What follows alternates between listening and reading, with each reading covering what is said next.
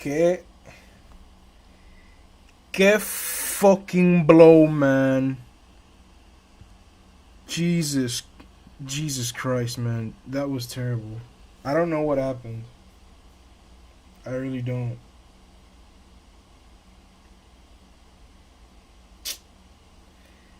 It should get me tight. So heated. Alright. Let's get back to where we was at. I don't know what happened, man.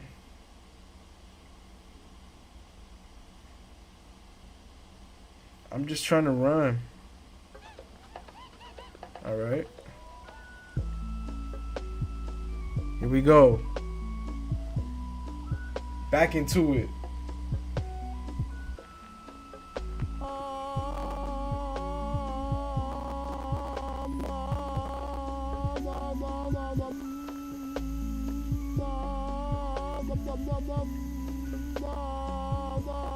Yeah, yeah, yeah, yeah.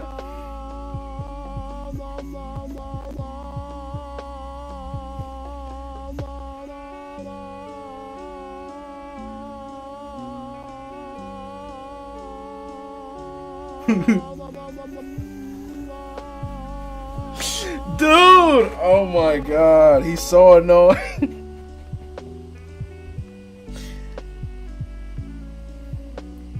It's just so chaotic over this freaking beat, man.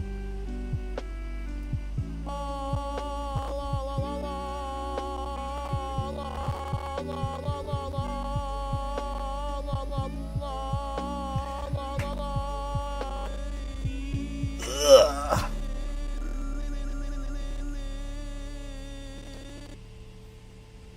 All right, wait for the next song.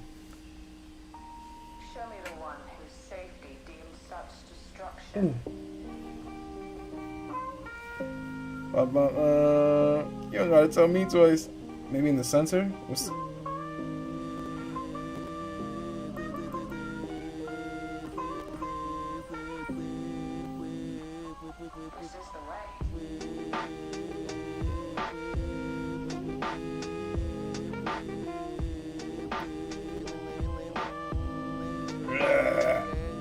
what is this?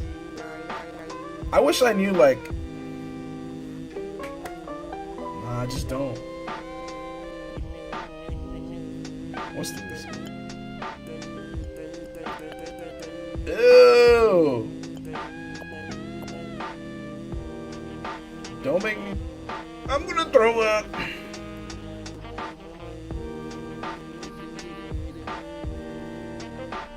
Alright, hold up. Chill with me while I order food because I'm hungry.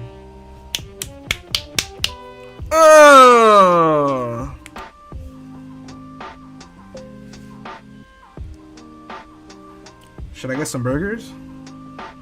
Mexican food? Maybe a deli sandwich.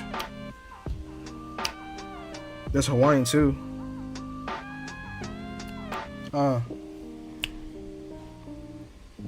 Some Thai food. Ooh, ooh, ooh, ooh. Tala!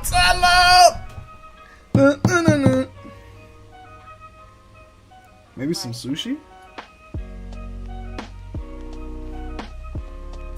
I had that shit yesterday. Now I'm wildin'. I'm wildin'.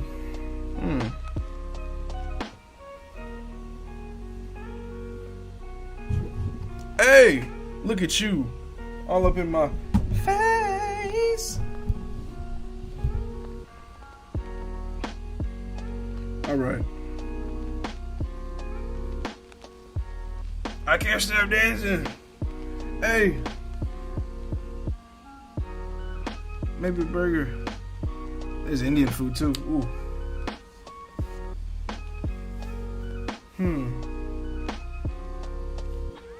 Hey.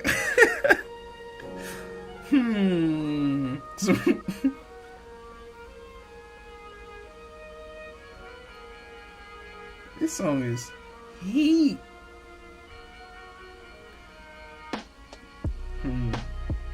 I'm gonna scroll back to the top and then act like I ain't seen nothing. Burgers, deli, Mexican, some chicken and some biscuits on the grill. Savory deli, no. Chicken ranch, no. Somebody's yelling in the background.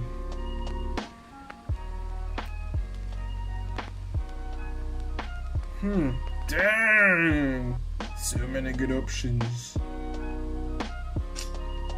But you know me, I like my deli sandwiches. Lifestyle delicacies. Ooh. This resistance. Ooh.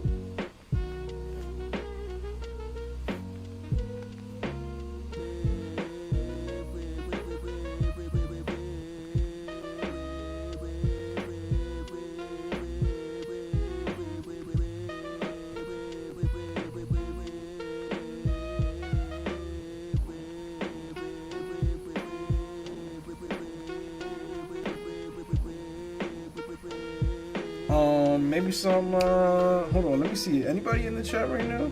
Somebody tell me what to eat, man. I'm playing games with me. Somebody help me, man.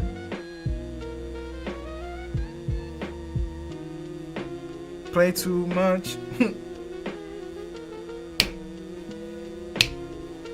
Oh.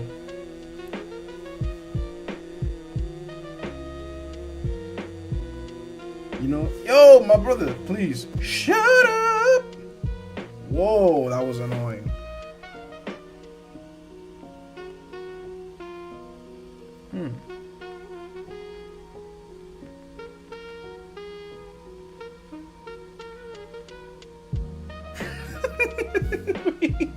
I can like distantly hear him. Like, yeah. Far, far away. Alright. Man, now I'm thinking about getting chicken over rice. I'm wildin'. I might get chicken over rice.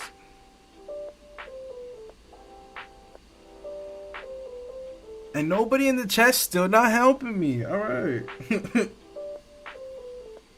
Alright.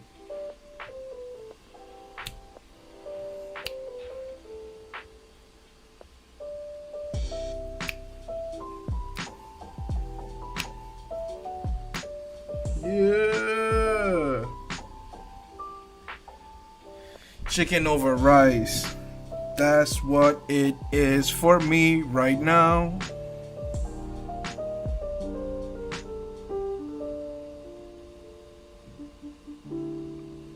Nah, that's gonna give me a stomach ache.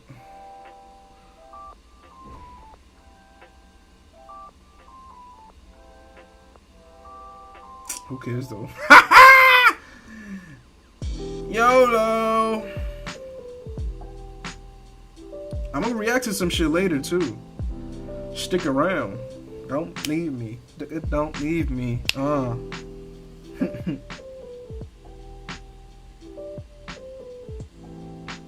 Let me get a. Let me get a.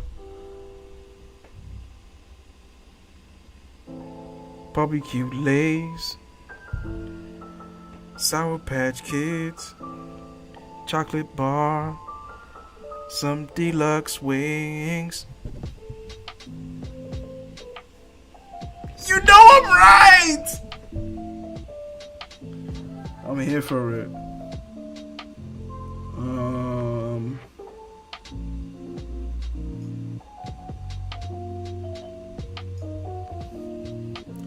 I gotta get lactate. Lactose intolerant. Follow me, you will see I'm lactose intolerant.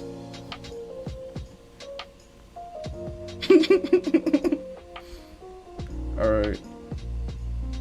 Let me stop playing and get this food so I could get me rolling. Should I get a smoothie? Mm-hmm.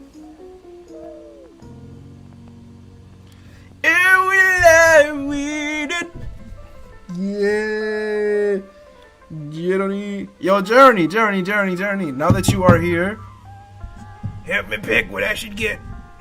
Hold on. I'm getting chicken over rice, but should I get a smoothie, man? I reckon I should get a smoothie. Yeah, I'm gonna get one. I need the help. Sorry. Ooh! Tell him. Tell him. Tell him. 1, 2, hey.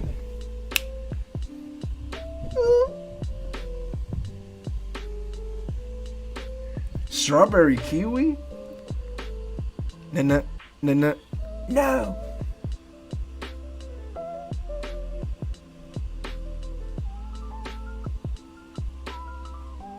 Citrus mango. Ooh.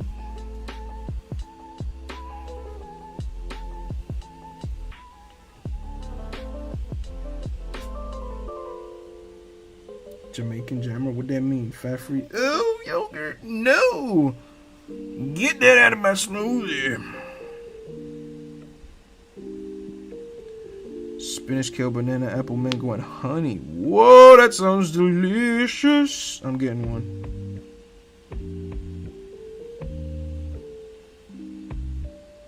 Bright mornings. What's that?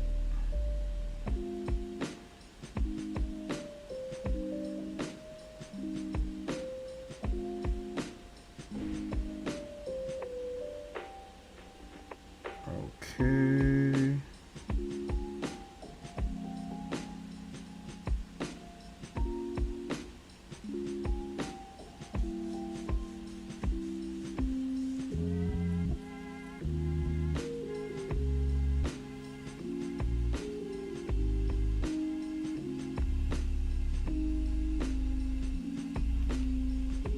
Yeah.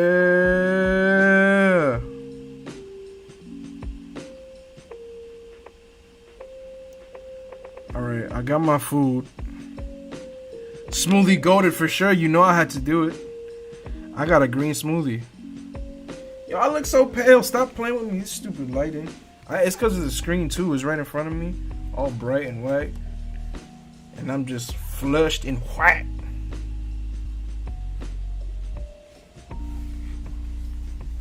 Alright. No. This is fire, man. This is where I get my shit.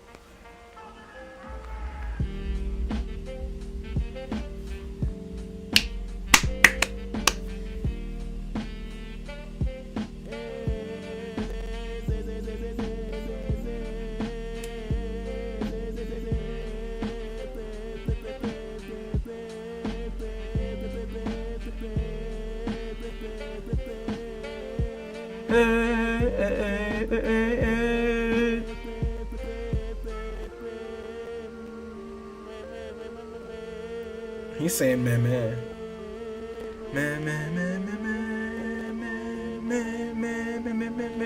Yeah.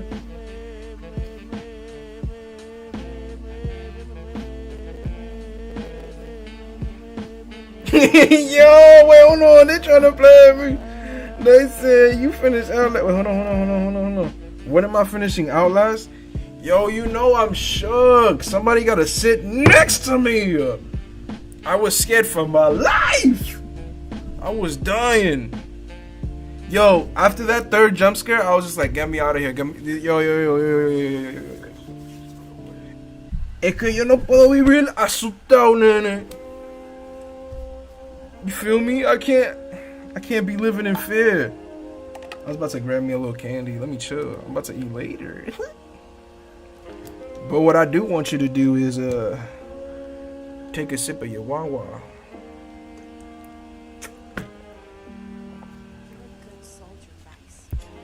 If you don't hydrate for you,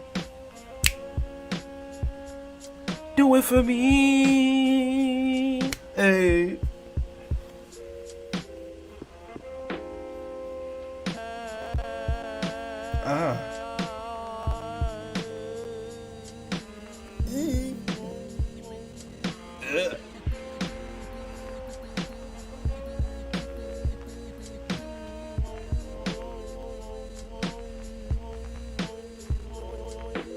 Yo.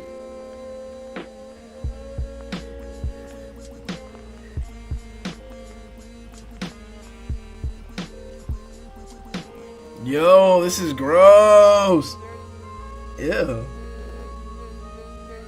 Yeah.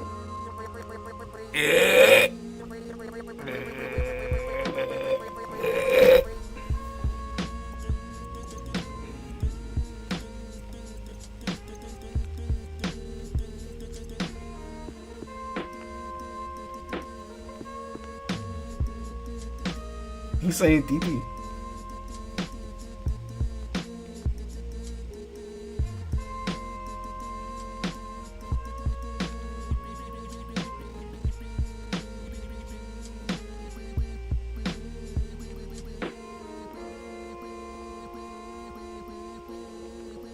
Alright, shut up, shut up, shut up. I've had enough. I've had enough. Yeah, shut up, shut up. Alright. It is. Today's top story could have very easily been a standalone episode. It's one of the more uniquely terrifying things I've ever come across. Shout out my man, Mrballen. Strange, dark, and So how quick I switched it up. story format, then you've come to the right channel because that's all we do, and we upload 3, 4, even 5 times every week. So if that's of interest to you, please invite Tell your them, likes man. to your birthday party, but then give them the wrong address. Also, please subscribe to this channel and turn on all notifications so you don't miss any of our weekly uploads. Alright, let's get into today's stories.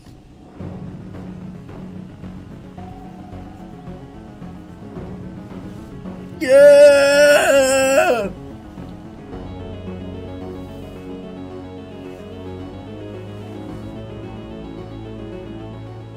In 2015, 32-year-old Henry McCabe. Oh, this my me chilling at the gas station. Minnesota with his wife Kareen and their 2 daughters. Me when I chill out the Henry was a internet. Liberian immigrant who worked as an auditor for the Minnesota Department of Revenue. On September 6th, Henry's wife and his 2 kids work head with out to auditors. California to visit with some family, leaving Henry alone. Henry decides, you know what, I don't get a chance to go out very much because I'm working all the time, I got family, and so tonight I'm going to cut loose.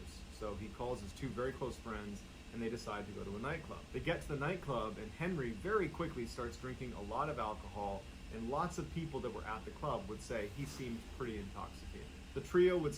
My man was getting drunk out here. He seen a bottle. He was like, "Pass me that." Yo, what's good, Ghost Gaming? We're shaking bacon. Yo, Journey. I don't know, man. I reckon we gotta finish that and put it on our channels. You know what I mean?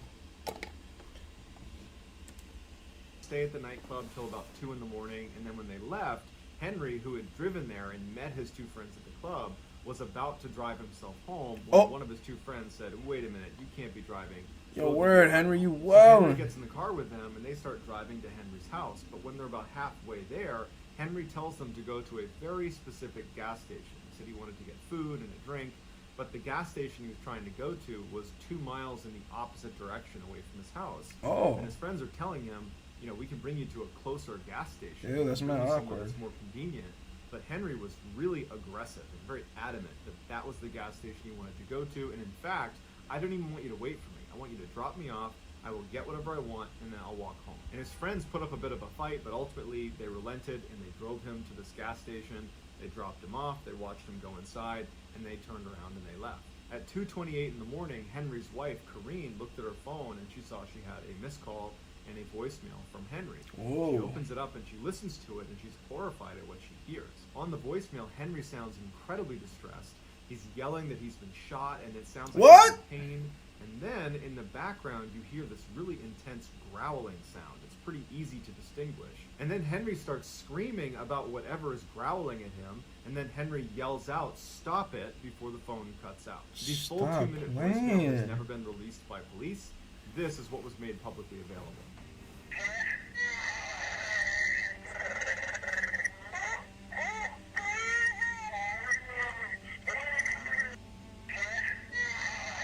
Oh my God! What is going Right on? after Kareen listens to this voicemail, she tries calling Henry, and it goes straight to voicemail. So she tries calling Henry's brother. She can't get in touch with him, so she calls the police. So the police go out looking for Henry. They go to his house. He's not there. And then they track down the two friends he was with, who immediately tell them, hey, we dropped him off at this gas station. We know it's a little bit strange that he wanted to go here, but he was insistent, and so that's where we dropped him off. So the police look around the gas station. They talk to the attendant. They talk to some people that were there, and no one knows where Henry is. So at this point, the police pull Henry's phone records, and they can see he placed... I forgot I threw my chapstick over there earlier, and I forgot to go get it. So I'm going to have to open a new one. I know this is irrelevant to the story, but I felt the need to say it. Alright. Hold on. I want you to see. Strawberry by Birch Bees. Alright. ...the call to his wife at about 2:23 in the morning, but they can't determine where he was when he placed this call. The assumption is he was at the gas station. Then, just a few minutes later, he places another call to his brother, and his brother would report to police that all Henry was doing on the call was just sobbing. And again, with that phone call, the police were not able to pinpoint where Henry was. They say he was just sobbing? Bro, it sounded like he was getting mauled. He turned his phone off. Several hours later, his phone would turn back on, and it would ping about 4 miles away from this gas station, and then his phone would turn off again. And the police are thinking, you know what, it's a grown man. He went out drinking with his friends.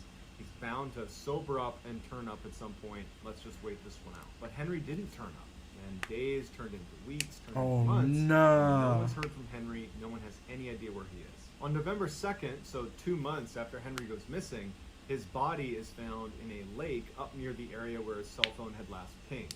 This area is a very difficult area to access. There's no public access to this lake, and the lake sits in a very heavily forested area. Even though Henry had told his wife on the voicemail that he had been shot, and it sounds like he's being attacked on the voicemail, there were no injuries to his body. And so even though the case was bizarre to everybody involved, they ruled it an accidental drowning. Some say he took his own life because he had recently bounced a check for his rent and he had a bad performance review at work.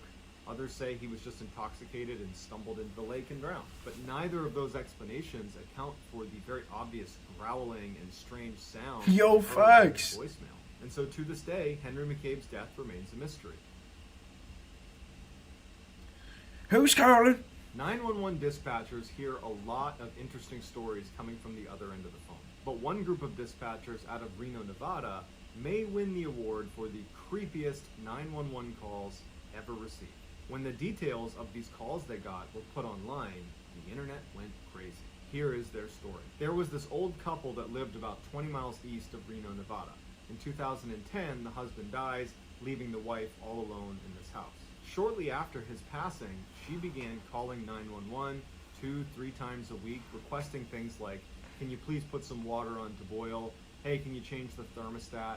It was clear she was showing signs of dementia, and the dispatchers were respectful of her and gently told her that this is 911, you can only call if it's an emergency, and at some point the woman would understand her mistake and she would say sorry and she would hang up. No first responders were ever sent out for these calls because it didn't seem like an emergency. It just seemed like a confused elderly person. But no matter how many times they told her, she kept calling back. Eventually, her calls took a turn. Instead of calling 911 to ask for help with mundane tasks around the house, she would call 911 believing she was talking directly to her deceased husband, John. The dispatcher would pick up and the woman would say, John, where are you? John, John. By this time, the dispatchers had gotten so many calls from this woman, they would recognize her address coming through and they knew what to expect. They would answer the phone, they'd be respectful, and they would tell her like they always did, this is 911, you can't call here, you need to talk to your family. Oh my God. And they did not send a responding unit out to her because it just seemed like she was confused,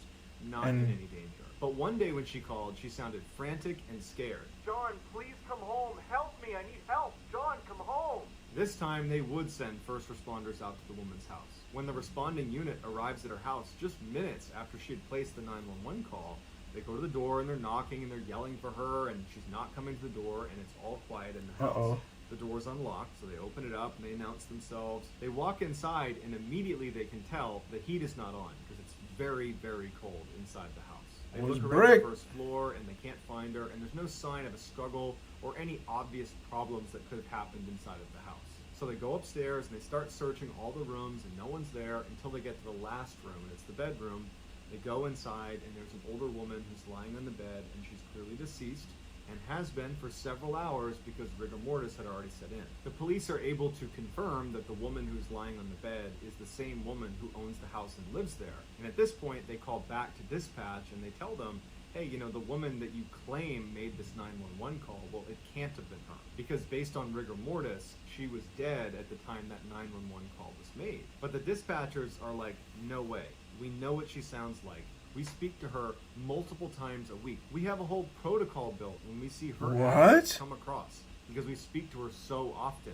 That 911 call that you got that led you to that house where she was, that call was made by her. What they ultimately decide is the reason for this discrepancy is she didn't have rigor mortis. She was just stiff because it was really cold inside of her house, and that she had died in those couple of minutes between leaving the 911 call and when officers arrived. But in the back of everybody's minds, they're a little freaked out. Yo, I'm still freaked out. What? Placed to 911 coming from that woman's home address. The dispatcher sees that and has a double take. Like, that's not possible. But they're thinking, okay, this could be a relative, it could be a friend, it could be anything. Picks up the phone and she's shocked when it's the same woman who is frantically yelling for John to come here, save me, help me, I need help. And the dispatcher, who's well aware of the history and well aware that this woman's supposed to be dead, stays calm, goes through the procedure, tries to get more information from this woman, but the call ends abruptly and there's no more information to be had. And so not knowing what else to do, she asks a responding unit to go check this house out. The responding unit goes over to the property, they knock on the door, no one's inside, the door is actually still open, they go in, the house is empty, there's no one there, there's no one that could have made that call. At this point, dispatch is like, okay, this has got to be a prank. But the next day, same thing happens. Here comes a call from the dead woman's house. They pick it up and it's this distraught woman yelling for help, I need my husband, and the dispatcher is trying to get more information, but they can't, and then the line cuts out. Once again, they have to send responders to this location because this woman has called 911 and is saying that she needs help. And once again, the officers get to the house and it's vacant. Just like when she was alive, these calls would persist multiple times a week. They continued even after her house was broken into and burned to the ground. There's not even a house anymore. And there are still calls coming through from that address to 911. Finally, the police get in touch with the phone company and they explain the situation, and the phone company looks at their records and they say, actually, her phone line was disconnected almost immediately after she was deceased. But they tell police there's a chance that it might not have been disconnected properly at the site, and that could be a reason why it's still working. So they send a lineman to go check out the actual property to confirm her lines were disconnected properly and that no wires were getting crossed, and he said all of it checked out. Everything has been detached this whole time. The phone company thought perhaps there was a what is going on? That got trapped in their system and was randomly bouncing to their call center. But the dispatchers would say, you know, it doesn't sound like a recording that's playing the same every single time. It's always the same message. She's yelling for her husband to come save her. But the way she sounds is always different. It's a unique phone call every single time. So because there wasn't a definitive explanation for why this was happening, they had to treat each call like it was serious. And so multiple times a week for a year, they received these ghost calls and had to send out responding officers to check on her. Even though the house was gone and there was nothing there and there was never anyone there. It was just a vacant lot. And then finally, a year after this woman has died, the calls just abruptly stopped. And the police did not launch an investigation into what it was, because the reality is police need to prioritize things that are threats to people or places. Right. And this really wasn't either of those things. Oh my God, that's so weird. The official explanation for how a dead woman could be calling 911 from a non-existent phone line in a non-existent house for a year is, we don't know. That's crazy. No way. The following stories all take place in the Twin Cities in Minnesota. On New Year's Eve, 1980, Call Minnesota was out at a bar with her friends celebrating, and at some point in the night, she slipped out. She didn't want to stay any later, and she began walking home. Now, she didn't have a jacket on, and it was very cold outside. She was stumbling through the streets, and a man sees her and pulls over and offers. I'm talking about wilding, and I was literally yesterday, I was just wearing a vest, a flannel, and a hoodie. And I would walk with the cold wind, and I'm like, it's not cold, and I'm freaking buckling. So yeah, I'm talking about she's wilding. I'm wilding. First to give her a ride home. She's kind of intoxicated, and so she agrees to get in his car, and they drive off. A couple hours later, around 3 a.m., the police receive this phone call. Yes, please, this is an emergency. Please send a squad car to Pierce Butler Road, Malmberg Manufacturing Company machine shop. Please send an ambulance too. There's a girl hurt there. Can you tell me what happened to her? Just hurry, she's laying on the ground. Railroad tracks by the engine. Hurry. Look at what he says at the top. I don't know. I'm like, this can't. Hold Using on. this information Run this back, from the because I have no idea what that conversation was. I was just paying it, like, I was distracted by the voice acting. Alright, let's go back. Can you tell me what happened to her? Just hurry, she's laying on the ground in the back by the railroad tracks by the engine room. Hurry. Oh, whoa. Address. I don't know. Chili. Who are you? Who are Using you? this information from the caller, the police arrive in shit. the back of that building, and they find Karen Potak. Huh? She had been repeatedly bludgeoned over the head with a tire iron and then left for dead. Miraculously, she would survive, but because of her head injury, she forgot almost everything about that night, including Oh my the description God. of the guy who picked her up and who probably attacked her and who probably was the one who called police. So the police tried to interview some people in the area around where she was found, but it was a really deserted area and no one knew anything, and there was no physical evidence left at the scene, so the case went cold. Then, 5 months later, the police receive another phone call. Oh, you find me? I just stabbed somebody with a knife stick. I can't stop myself. I keep killing somebody. What? Hello? Are you there? At this point, the police were not connecting this call Yeah. with the call that immediately preceded finding Karen Potak, meaning they did not think that was the same person. And since in this call there were no instructions on where to find this person, they didn't really have anything to go on, so they took note of it, but ultimately kind of disregarded it. But just a few hours later, a group of teenagers were walking through the forest when they found the dead body. The body belonged to 18-year-old Kimberly Compton, who had literally just moved to Minnesota. She graduated high school. and Call decided like to start Minnesota. fresh in Minnesota. She hopped in a bus. She goes to Minnesota. She gets off the bus. She goes into the first restaurant she sees, which is a diner. She sits down by herself. She's eating some food. And a man approaches her and says, "Hey, can I sit down with you?" And so she lets him sit down, and he asks, "Who are you? What are you doing here?" And she says, "Oh, I just moved here." And this guy offers to drive her around town and show her the sights. And she's like, "Great." 15 minutes later, he would kill her with an ice pick. At this point, Oh my police are beginning God. to suspect that this person who keeps calling them immediately before they're finding women that have been attacked might be the same person. And 2 days after Compton was killed, they get another call that confirms this. Don't talk, just listen. I'm sorry what I did to Compton. I couldn't help it. Don't know why I had to stab her. I'm so upset about it. I keep getting drunk every night. I can't believe I did it. It's like a big dream. I can't think of being locked up. If I get locked up, I'll kill myself. I'd rather kill myself than get locked up. I'll try not to kill anybody else. Oh, From shit. this point forward, they referred to this caller as the weepy-voiced killer. And even though they had his voice recorded, they didn't have any physical evidence, because he didn't leave any at the scene with Compton either, so they didn't have much to go on. The police would go to the diner, and they would talk to the staff that was there, and they would give a general description of the weepy-voiced killer, but it wasn't enough to pinpoint a suspect. So once again, this case went cold too. 6 months later, the police... Hold on.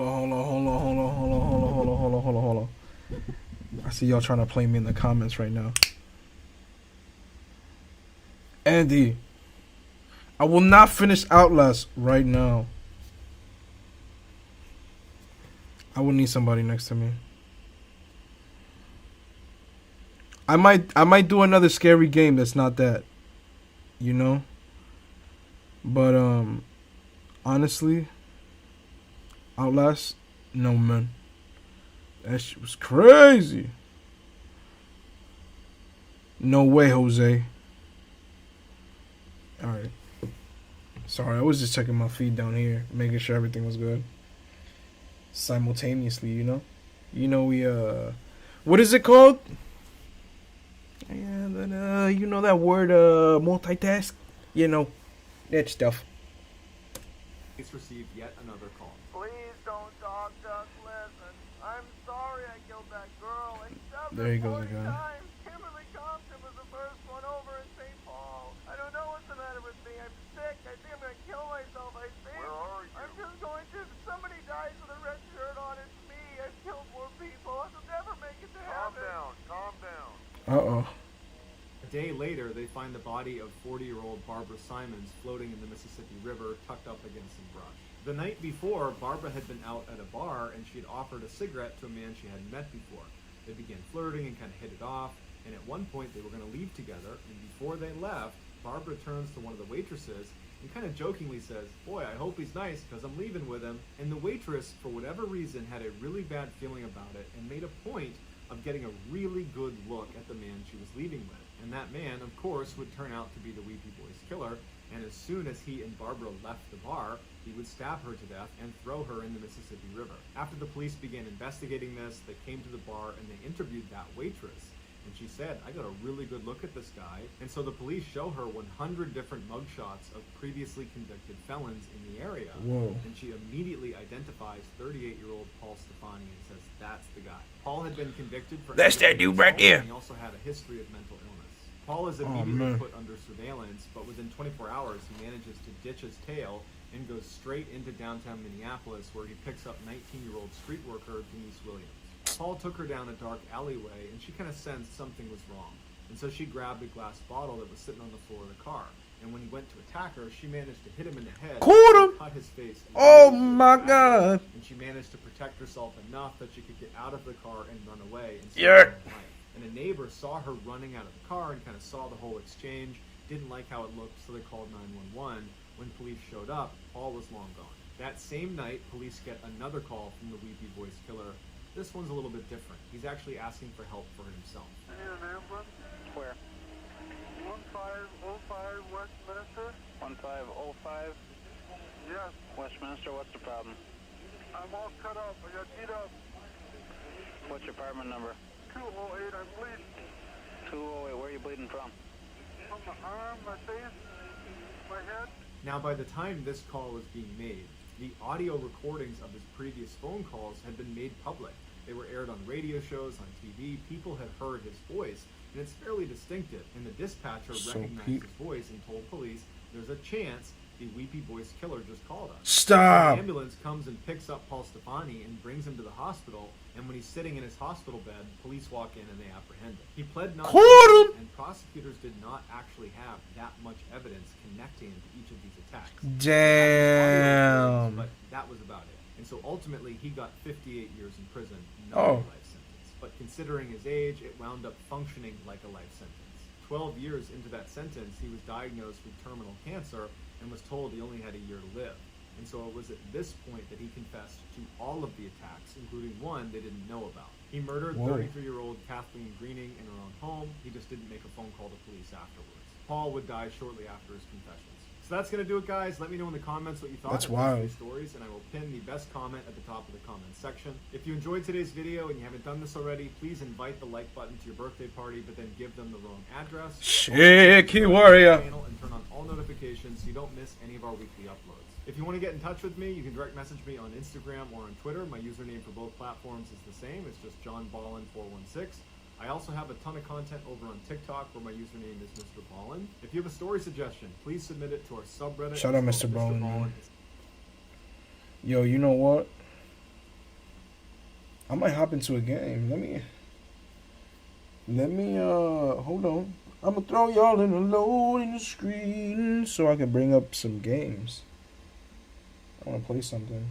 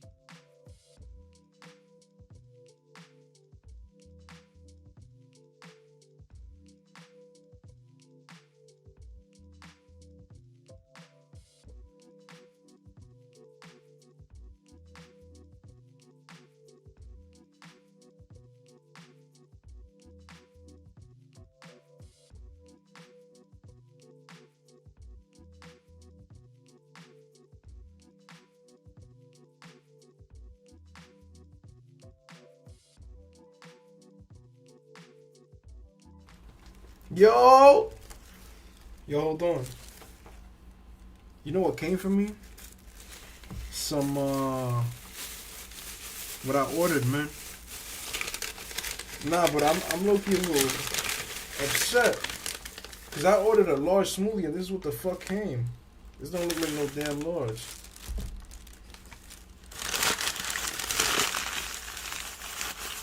Keblo. Keblo, whoa. I'm not gonna lie to you. I was gonna play some shit, but I might have to go back to the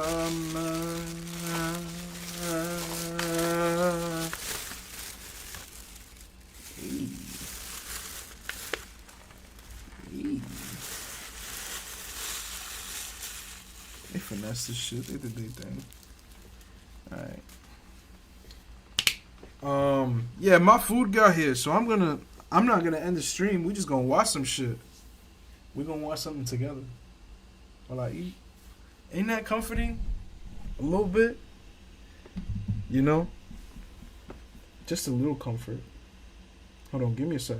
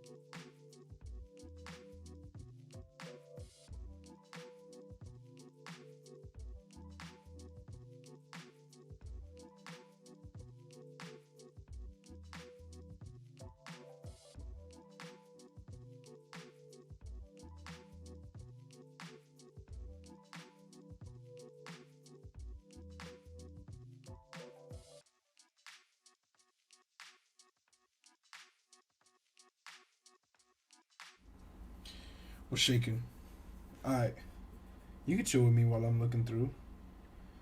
While I'm looking through what I'm gonna watch. What we gonna watch? Hey, look, that's me. We gonna watch some cool shit. That's the best part about YouTube, man. You could just watch shit and then just chill with it. It's just like, hey, it's a reaction.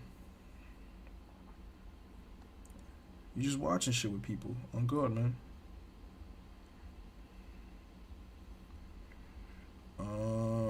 I just gotta make sure I remember to link everybody in the description. You know what I mean? Oh, you know what? Spoiler alert for WandaVision episode 8. Alright? Cause I gotta Hey. I gotta watch this, man. Got watch a little breakdown, a little better explanation of everything. You know? Without further ado, this is New Rockstars. Shout out them. And we're going to watch a little breakdown of episode 8 of WandaVision. Okay? If you haven't watched episode 8 of WandaVision, click off. And come back after you know.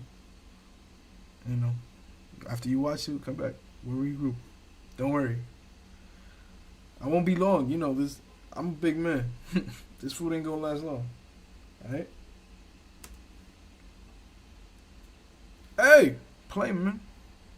Back to New Rockstars, I'm Eric Voss, and this is a breakdown of Wandavision Episode 8, a trip through what? history Read that this up. probably broke your heart somehow. I'm Y'all here gotta for see you. what We're gonna you- go back through this episode frame by frame for all the visual details you missed, the Latin you need translated, and the increasingly hopeless fan theories that you need evidence to justify. Here we go. Episode titled Previously On, so we gotta start in the Previously On segment. The audio mix boosts the violent hits of Wanda's past, the blocks, Thanos' backhand, the prying of the stone from Vision's head.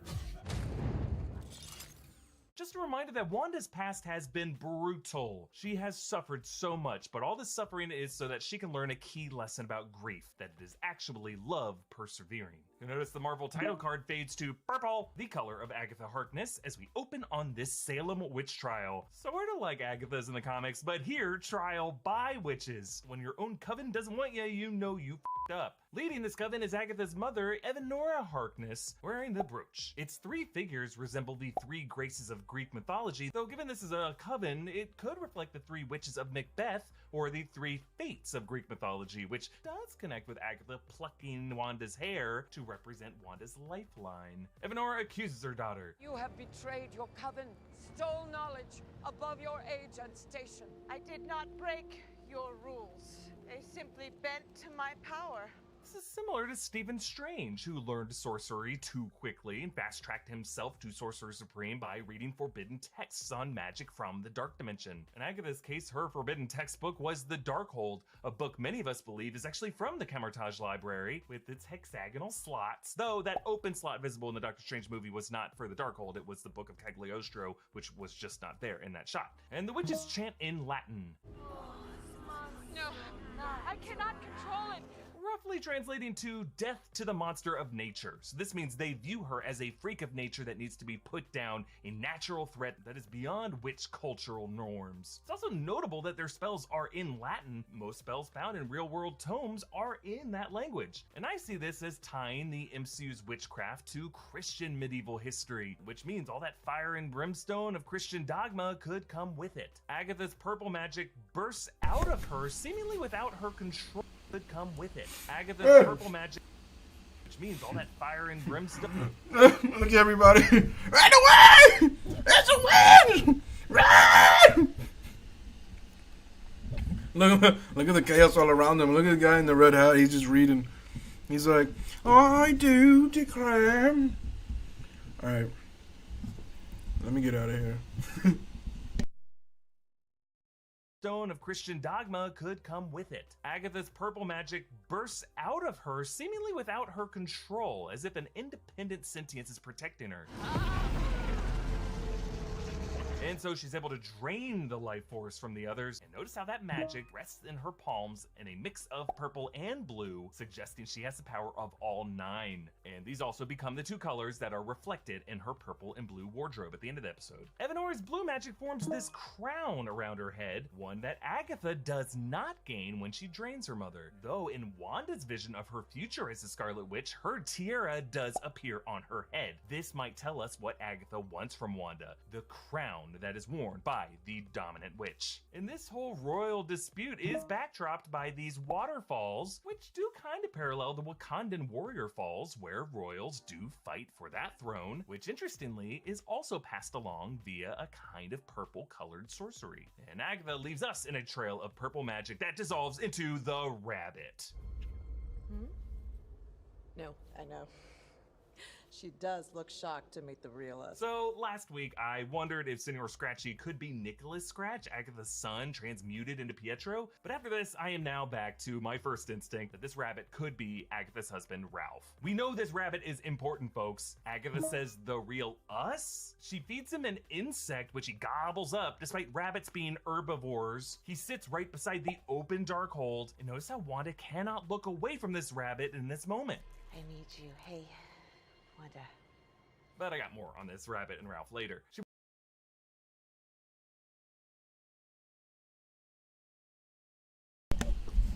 That rabbit is Mephisto. I will not give up on my theory. I will not. Yo. Mephisto will show up.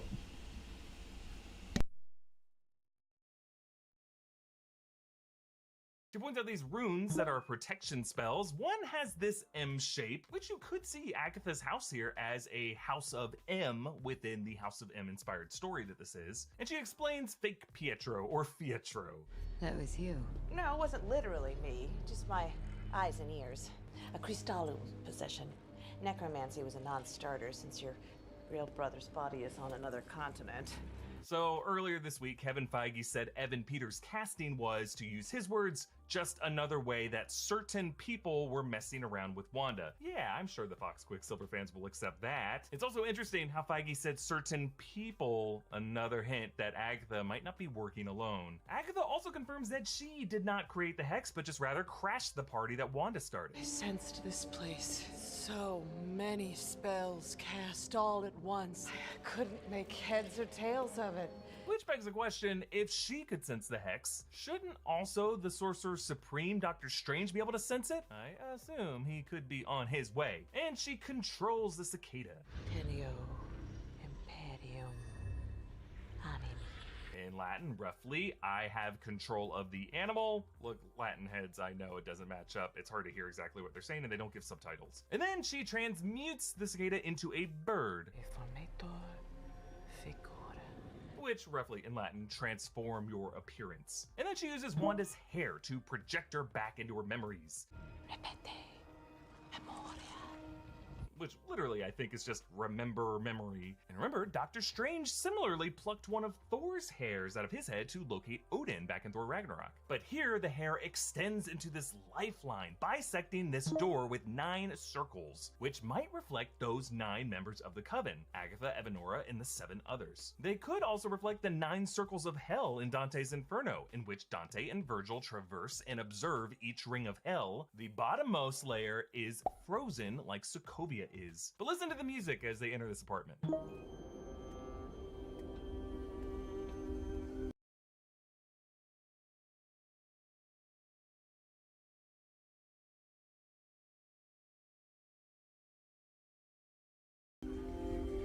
Yeah, those cello notes sounds a lot like the tragic porch theme from the end of Infinity War, moments after Wanda lost Vision and dusted into the void.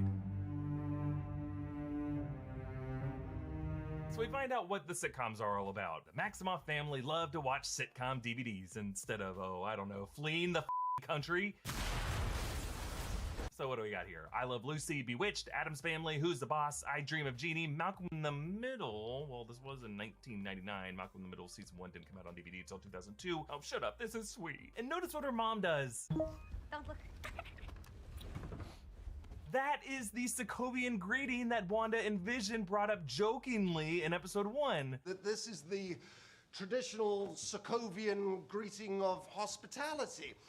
Guess who? Oh, is that my host behind me? It certainly is. Shut up, it's sweet. So Wanda singles out her favorite TV episode as The Dick Van Dyke Show, Season 2, Episode 21, It May Look Like a Walnut. Now, technically, that's the 20th episode to air that season, but the DVD set reorders it to number 21. But this isn't just any episode, folks. In this episode, Rob watches a scary sci-fi TV program about aliens and glowing walnuts, about people losing their thumbs because the aliens don't want humans to be able to make technology that can threaten them. And then he wakes up in a Twilight Zone scenario in which this seems to have come true. This is exactly what Westview is for Wanda. It is a classic sitcom that also has elements of the Twilight Zone that seems to be weirdly obsessed with flying saucers and aliens, and with Hayward seems to be connected to a plot about playing God with tech out of paranoia of alien threats. And meanwhile, their descriptions of this genre match the genre-bending aspect of WandaVision itself, along with where this show might be going. Shenanigan is like problem,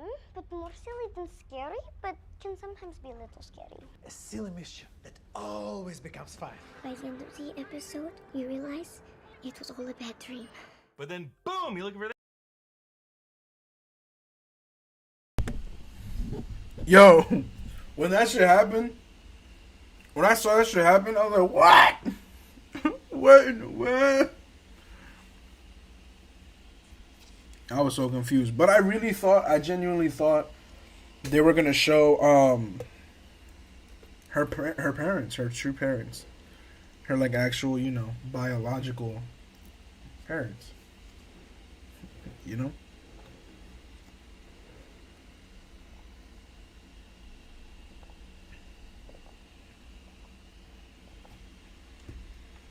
Me and my green drinks. What's wrong with me? Anyway, back to the video. This, the home gets bombed, and then we see that Stark Industries bombshell feet away, the story they told in Age of Ultron, and of course it beeps. The same sound effect and blinking red light as that Stark toaster in the commercial.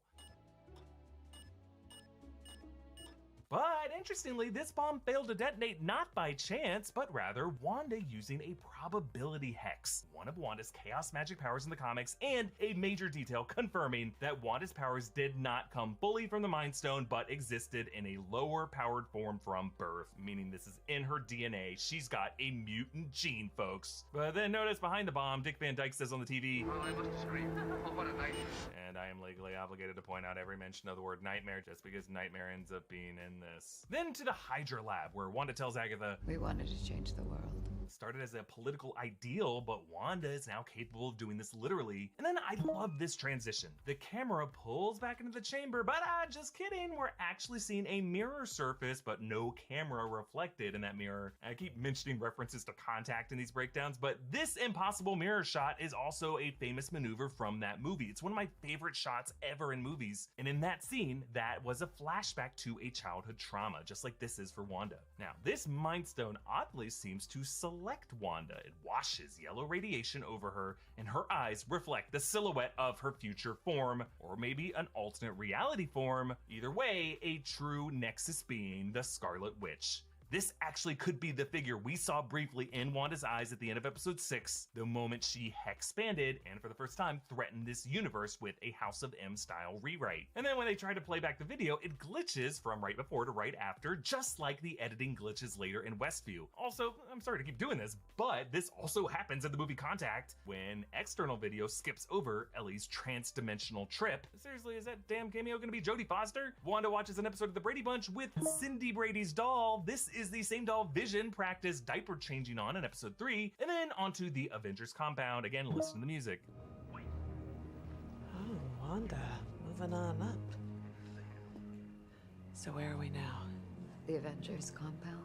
Yeah, that music is a dark version of the classic Avengers theme. This is set around the time of Civil War, when she was under lockdown and getting to know Vision, making some pepper cash together. She watches an episode of Malcolm in the Middle where the roof collapses on Bryan Cranston, maybe reflecting how Wanda's hex begins to collapse as the decades progress into that era. And then Vision gives us the amazing line, really the reason these two weirdos are able to fall in love. But what is grief? If not love, persevering. Agatha wipes a tear. Now, this might be more sarcasm, but Wanda isn't looking at her. I think Agatha connected to that. She is so desperate. Come on, Wanda. You're on the precipice. Or right there. Tell me how you did it. Vision was gone, but you wanted him. Woo! I wanted him back. I just finished my food. Oh my God. That was incredible. Shout out to Deli.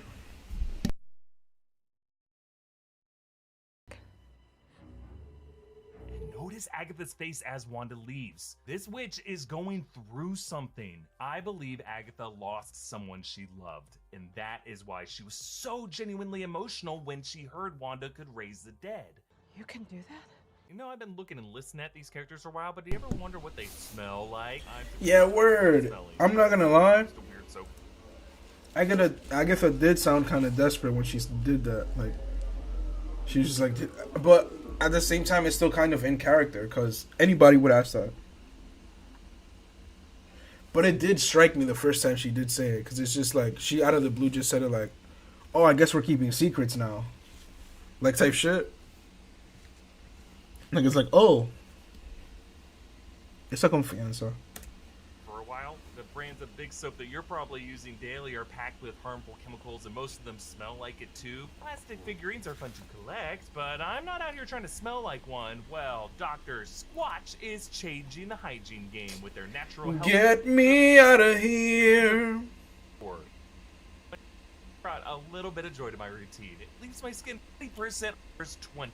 The link is did via the drone camera in episode 5 behind the desk, and at Hayward through the monitor, just like she did via the drone camera in episode 5. Behind the desk is a star map. Front and center is Gemini, the twins, like Wanda Pietro, Billy, and Tommy. And notice how Hayward calls Vision the Vision, which is also how it's listed on the deed. The Vision. You use the like in the comics. And then Hayward shows Wandavision's parts. Bit hard to watch. The wiring pulls apart with a slick sound, as if it was sinew and muscle tissue. And then under that skin, wouldn't you know, it looks like some hexagonal tissue there. So why did Hayward wait to dismantle Vision until now, if Vision has been dead for years? Did he fear that the returned Avengers would try to seize the parts? Did Wakanda not release the body until Shuri and T'Challa pull it back? Well, take a step back and look at this scene. The sword techs are sloppy, yanking Vision apart like an old car. He is a $3 billion sentient weapon, and this looks like Tim the Toolman Taylor's garage. Whoa. And then Hayward basically shows his cards. Are you sure? Excuse me? Not everyone has the kind of power that could bring their soulmate back online. Forgive me. Back to life. And throughout this, he is watching Wanda closely with a bit of hopefulness. Ew. To stand down. Yeah, clearly this is all a show by Hayward. He wants Wanda to take this corpse. Over the past years, he has been trying to reboot Vision thousands of times to no avail. And now that Wanda Maximoff's back, he is butchering Vision, trying to incite Wanda into snatching the body and using her sorcery. Hayward hopes to bring this back online. And when Wanda leaves without Vision's corpse, he's disappointed. He lies to Monica, saying that Wanda did, while throwing Monica at Westview, hoping for a sample of Wanda's magic, which he gets eventually with that Stark drone, getting the fuel for his Project Cataract to reboot Vision, giving us White Vision in the post-credit scene. Now, White Vision is from the Vision Quest comics in the West Coast Avengers series in the 80s. Whoa. The Avengers are trying to reassemble Vision's body. The visuals of him on the different tables actually look very similar, but because Vision does not have the same brainwaves that he used to have, he comes back in this soulless white form. In the comics, there's a lot of other characters involved with this, from the Grim Reaper to Wonder Man to Hank Pym to even the Human Torch, and technically Immortus, who is the same person as Kang the Conqueror. Seems like WandaVision might not bring in any of them. Hayward is really just a government villain who wants superheroes he can control as weapons, and the fact that White Vision has a Stark-esque arc reactor in his forehead where the Mind Stone would be. That's not weird. Stark tried to do this, which led to the folly of Ultron and the saving grace of the True Vision. This plan is why Hayward here ultimately just puts a price tag on Vision. I cannot allow you to take $3 billion worth of vibranium just to put it in the ground. But if you think about it, that is exactly where the vibranium belongs. The vibranium that made Vision was stolen from the soil of Wakanda. Meanwhile, Wanda's plan, it seems like, was to try to bury Vision in that plot he bought for them in Westview, New Jersey. But you think about it, when did he get that deed? He must have done it before they went on the run after Civil War in 2016. He is essentially a guy who got an engagement ring after the first date. In the words, agreed. And then Wanda says here, I can't feel you. Which, of course, is a callback to Infinity War, when Wanda used her magic in the earlier scene to sense Vision's soul from that Mind Stone, and these were also his final words to her before she destroyed that stone at the end of the movie. And heading to Westview, Wanda drives a red car. It's got a license plate reading Excelsior, which, of course, is just the New York State motto. It's yeah, it's the new one. But also, it is Stan Lee's catchphrase. We see John Collins, a.k.a. Herb, Sharon Davis, a.k.a. Mrs. Hart, Dennis the Mailman, a.k.a. Pizza Time, Harold Proctor, aka Jones, he puts up an ad for piano lessons. Remember, he played it at the talent show until it was flattened. That was my grandmother's piano. Wow, that was good. Vision's note is outlined in a heart, like the date on the calendar. Wow. Episode 1, the heart they could not remember the meaning of. And his address, 2800 Sherwood, could be an idea. Sherwood Schwartz, the producer of The Brady Bunch and a bunch of other sitcoms. And it is signed off by the name Kate Weddle, who is an assistant art director on WandaVision. In her grief, Wanda uses her sorcery to construct this dream home. House built in jigsaw chunks, interestingly evoking the puzzle pieces of Joe Quesada's House of M cover. And this hex spreads like a wave, a reversal of Wanda's admission earlier to feeling like she was caught in the wave, getting toppled over and over. Now she is a seismic event that spreads the wave outward. The Westview Dairy billboard reverts from the red carton modern one to the old-timey bottles, just like Wanda's glitching milk last episode. And then over on the right, a new ad for Lagos paper towels make cleaning up a snap. Like, you know, the snap guy Thanos did. The movie theater marquee changes from Tannhauser Gate, a nod to Blade Runner. That was the warp station referenced in the amazing Tears of Rain monologue. Now it reads Big Red and kidnaps, the way these town residents are essentially kidnapped in a big red hex. And inside the house, Wanda recreates Vision solely out of yellow magic, due to her magic being amplified by the yellow Mind Stone. And in the TV reflection, you can see Vision's Mind Stone is the last part of him to form. This means that the Vision in Westview is resurrected purely from Wanda's magic and has no corporeal counterpart. Yet, he is still real inside the hex, because remember, Hayward was able to track his vibranium decay. All this means that as a Nexus being, Wanda isn't just creating illusions, she's creating real, tangible, alternate realities. And then in the TV studio, behind the stage lights is the year 2013, which does anchor this final Modern Family sitcom year as the year 2013, even though on the outside world it is 2023. And then outside, final scene, Agatha restrains Billy and Tommy on these choke leashes. You have no idea. Yeah, that shit had me twisted. You're supposed to be a myth, a being capable of spontaneous creation. Here you are, using it to make breakfast for dinner. Which calls back Wanda failing at Agnes's recipes in episode 1 and just improvising breakfast for dinner. Yeah. Now looking back on it, those complex recipes provided by Agnes might have actually been spells from the Darkhold that Agatha was using to test Wanda. This is why Agatha's so frustrated that rather than following the basics like she had to, Wanda could just skip that textbook. And Agatha ends with, "This is chaos magic, Wanda. And that makes you the Scarlet Witch." This is the first for 2 terms in the MCU, chaos magic, which is of course the type of magic Wanda uses in the comics, the reason she can chaotically rewrite the universe as a Nexus being, and then of course her basic superhero name, Scarlet Witch, never been said before in the MCU. And now it's in this interesting context, it's being elevated as a kind of royal title that Agatha seeks. But why does Agatha want it? What does Agatha want? Well, again, Agatha seems to have lost someone she loves, and she's frustrated that she can only do basic spells like animal transmutation, while Wanda just has this innate power that she didn't really earn. And who would Agatha love? Well, as a witch of Salem, folks, read up on your history. It's not reaching to assume this witch would claim her spouse to be the devil. Yeah, folks, I'm going down with the ship. Let's go! We got. Here's my closing argument. Let's go! Okay. That's what I'm talking about. So he's on board too. He believes the bunny is also Mephisto because he's saying that Ralph is the bunny, and he's also saying that Agatha's spouse would be Ralph, which would be Mephisto, which is the devil. Let's back this up. Hold on. That is Mephisto. That boy right there. This witch would claim her spouse to be the devil. Yeah, folks, I'm going down with the ship, right or wrong, because it's the best evidence we got. Here's my closing argument. Yes! Agatha's husband Ralph is Mephisto. Let's go! Rabbit, a reference to Old Scratch, a nickname for the devil. This rabbit is the best Agatha could do to bring him back using spells from the Darkhold. This is the rabbit, remember, she bragged as having star potential. Senor Scratch, Yo, real star quality, Mephisto is coming back. Throw the coven, but doing that broke his soul because Agatha was not the Scarlet Witch that he thought she was. She did not get the crown. And as in the West Coast Avengers comics, this series is now definitely based on, evidenced by White Vision. Mephisto's soul is broken in those comics. Agatha helps him manipulate Wanda using pieces of his soul to create Billy and Tommy, later shown to be hand puppets of Mephisto's minion. And now, Agatha puppets these boys like marionettes on strings. And notice as she does this, her fingers turn black, suggesting that these illusions are actually draining some of her life force. These kids were just called Demon Spawn, and that was not long after. The devil's in the details, Bev. That's not the only place he is. What does Agatha want? She wants the Nexus powers of the Scarlet Witch. She was unable to get them from her mother, and she wants them now from Wanda so that she can repair Mephisto's soul. And together, they can rule the multiverse. A power that the rest of her coven thought no one should harness. I know. It seems like the Bettany cameo tease might have been just him trolling us, but I am gonna place my bets on Mephisto showing up in the finale. He's gonna be played by an actor so beloved, no one's gonna care that he's been off screen all season, or how weird it is that the MCU has Satan in it now. And no, China censorship does not actually apply. Yo, hold on. Can we make Keanu Reeves Mephisto? Can we please make Keanu Reeves Mephisto? I want Keanu Reeves to be Mephisto. That'd be fire. Look at him. Look at him right there.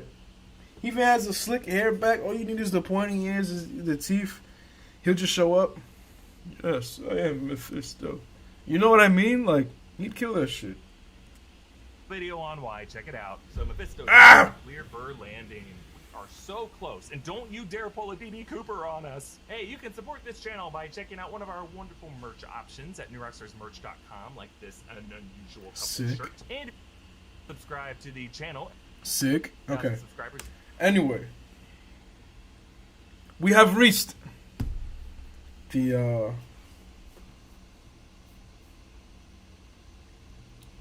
end of the YouTube segment. Now, hey man, you know what I mean? I just wanna. Hey, look, that's me over there in the cut. I was just looking at the screen again. Nah, Mephisto is coming to the MCU, and he will play a part in the new Spider-Man. Mark my words, I said mark. Alright, I'm gonna get on my P4.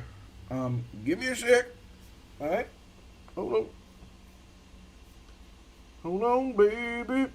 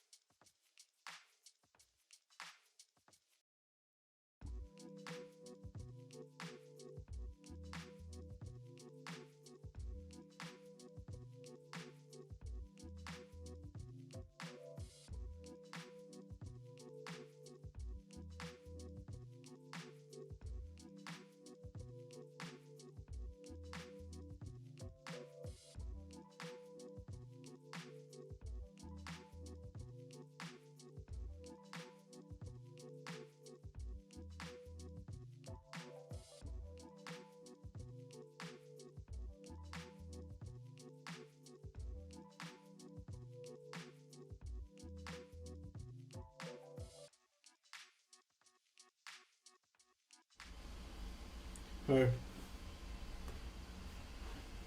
What's shaking? Something going on with my P4. It's loading. But I'm not going to just leave you on a loading screen. You know what I mean? Let me at least play some tunes. Something a little nice.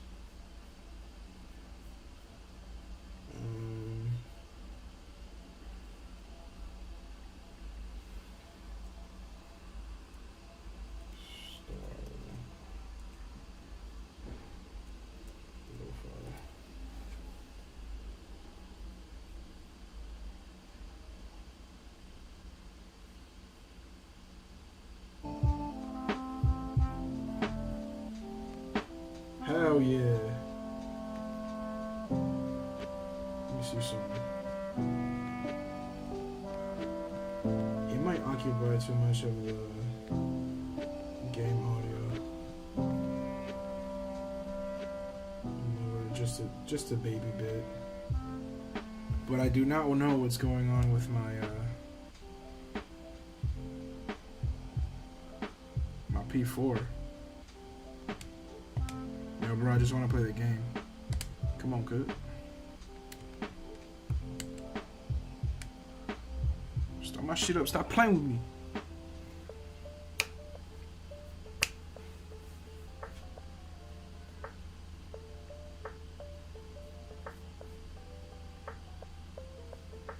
Bum, bum, bum, bum.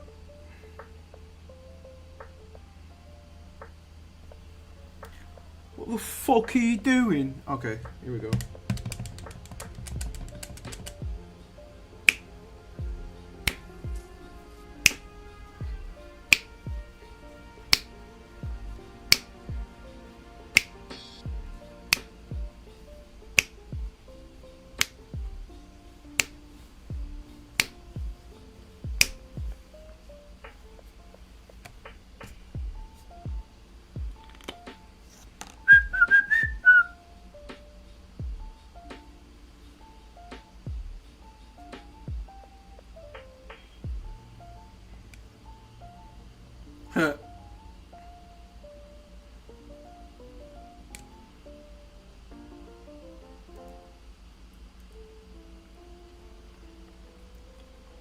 Hey, look at that soup.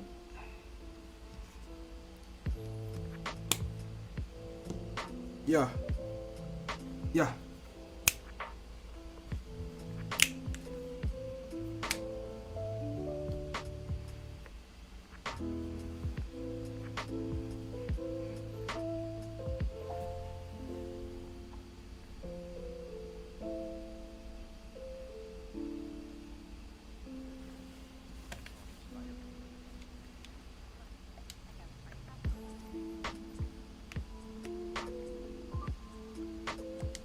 I'll swing up there. Wait, hold on. I forgot what cardinal direction it was. Alright.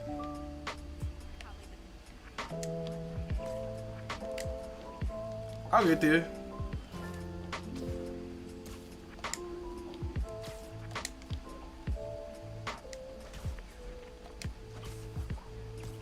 Yup. Up. There you go. Alright, where is it? I should see it around by now. Oh, it's behind me, I'm wilding. Here we go. Woo!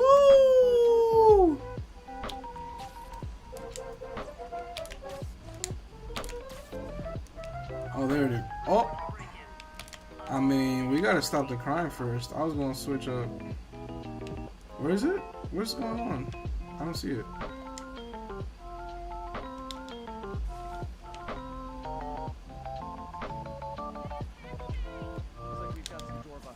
Boom! Whoa! I got smacked. Got him. Hey! Get him out of here.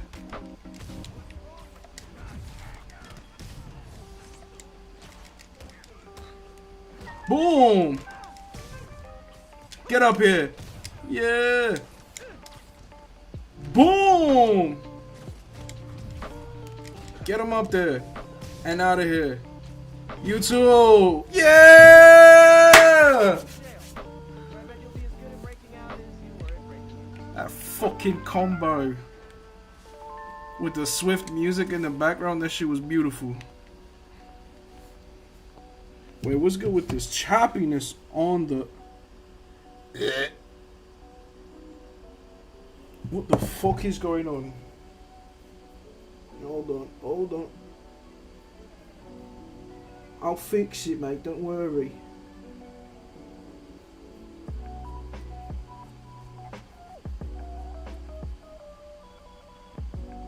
There we go.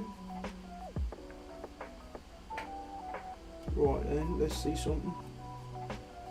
Let me see.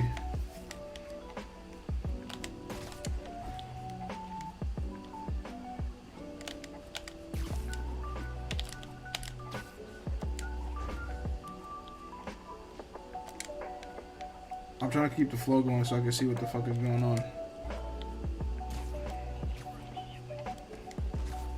Ew, car chase? I'm not doing that shit. Oh my god, it's disgustingly choppy.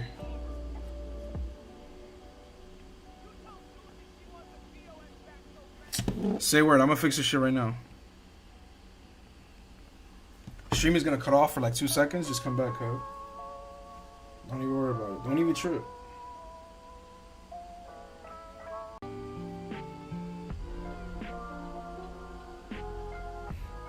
You feel me? Don't even worry about it. All you have to do is come back. You know what I'm saying? I'll fix that shit up real quick. Don't even play. Alright. Ba-bum. Get me out of here. I'm not getting this stupid car.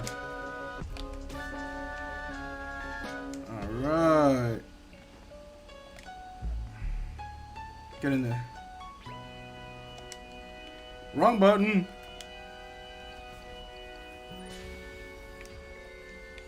Alright.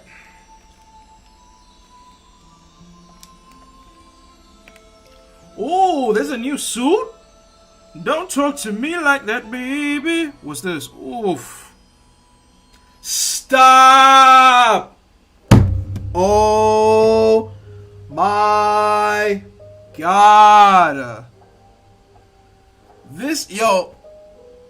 Okay, I understand. The Amazing Spider-Man was not the best portrayal of Peter Parker or Spider-Man. I feel like, you know, Andrew Garfield's Spider-Man was a little bit more aggressive than the actual Spidey is. But, not aggressive, I feel like he was a little bit more of an asshole. You know what I mean? Just a little bit. Tastefully. At that. I still enjoyed it. But what I loved was that fucking suit, man. Oh my God. Look at this suit. Holy shit. What's this? Oh, what the fuck is this? I didn't see this one.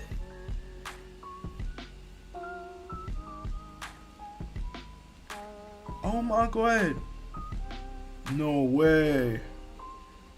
And then you got over here fucking Transformers, and they cut like a kid. You look like a praying mantis, cut. Oh my God, this looks so... Okay, now I gotta play with this shit. And it's in the nighttime. Oh my... Yo, look at the freaking details.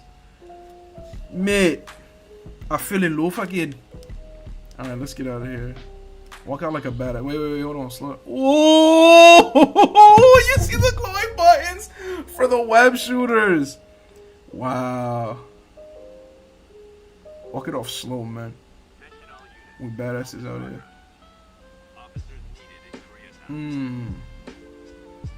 Don't worry, I'm coming.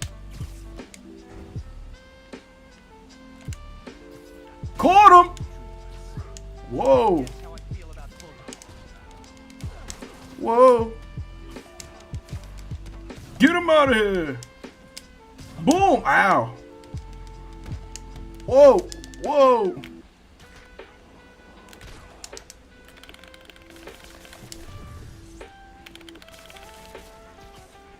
Caught him! Stay down. Yeah!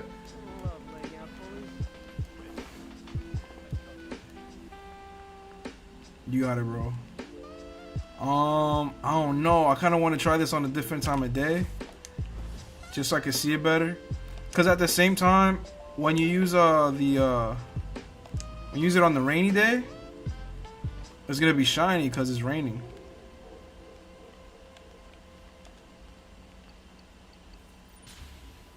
All the water. I'm in at nighttime. Nighttime be having that.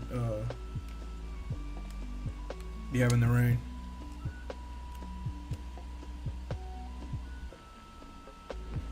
Let me check the audio on this. Hold on.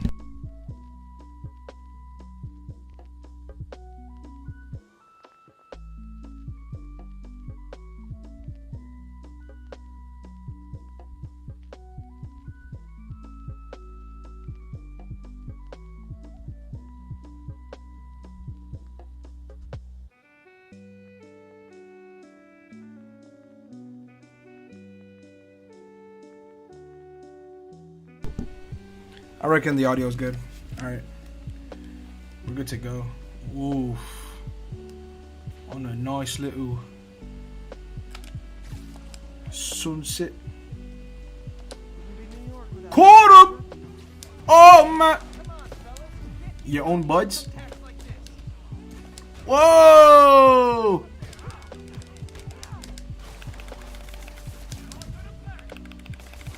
Caught him! Get him out of here. Whoa, where you going?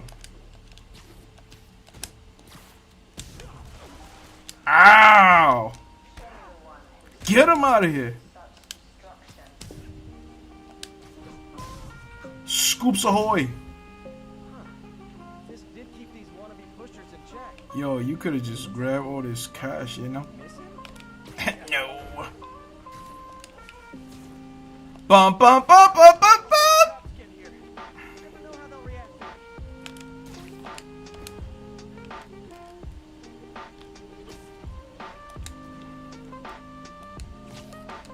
Dun, dun, dun, dun. All right, after a while, you know, it's the same few songs. So let's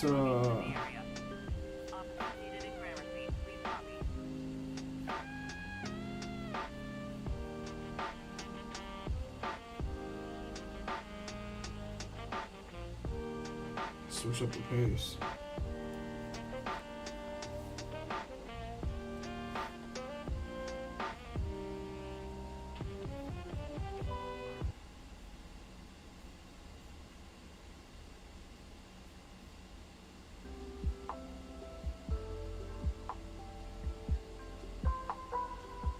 Yeah.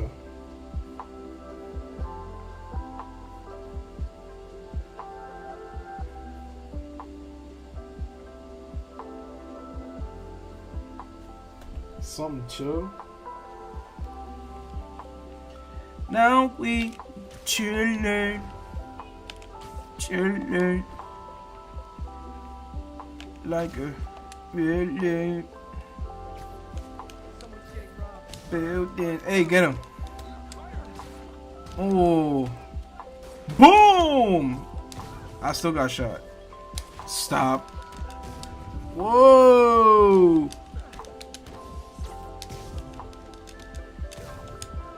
Get him! Boom! You too. Get him!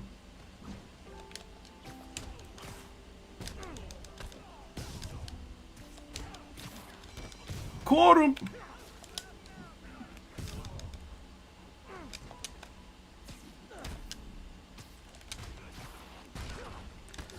Got him.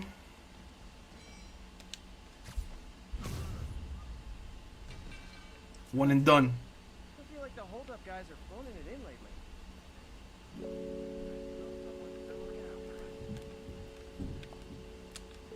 What is it? Yeah.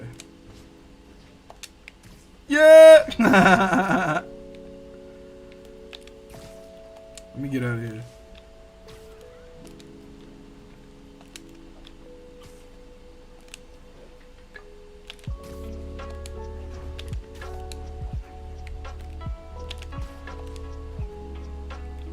Yeah, leapfrog.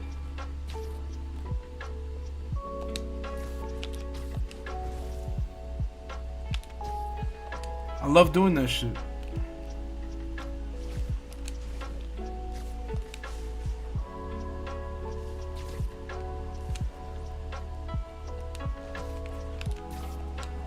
This is therapeutic type shit, man.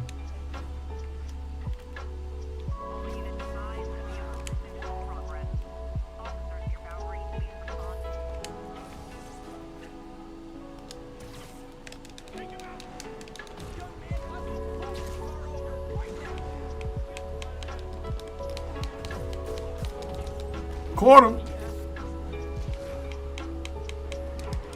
Get him.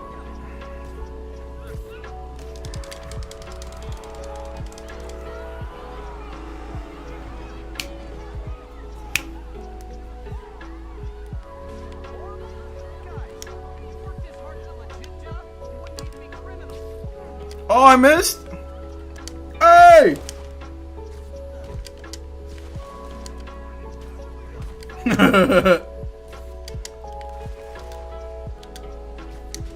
Showtime, ladies and gentlemen, showtime. Oh my god. Oh, I'm getting beat up, baby. Whoa, get him. Caught him. Enough of you. Go to sleep. Whoa, my. Ow.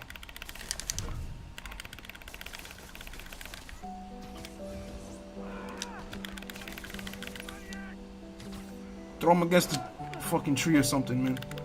Stay there, stupid. You little shit. Got me tight. Oh my god. I disconnected my charger to this shit.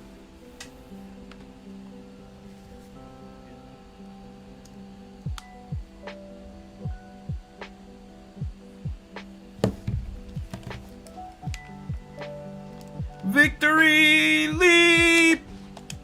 Yeah! I won.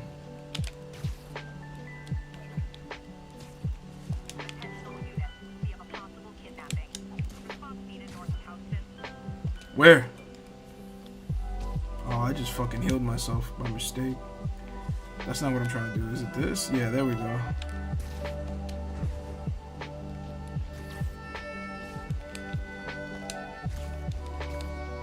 Whoa, did you see that?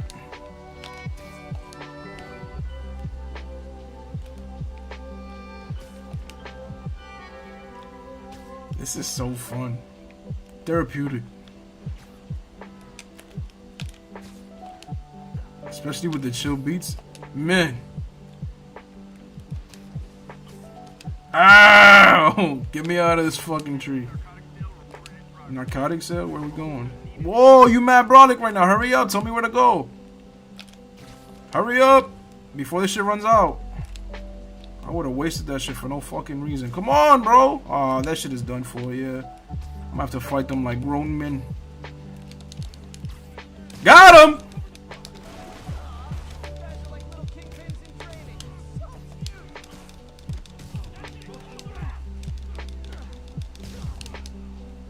Caught him! Boom.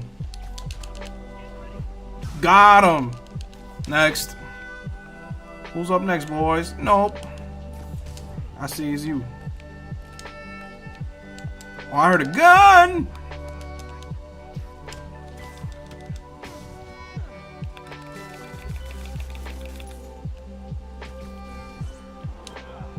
Right there. You good right there.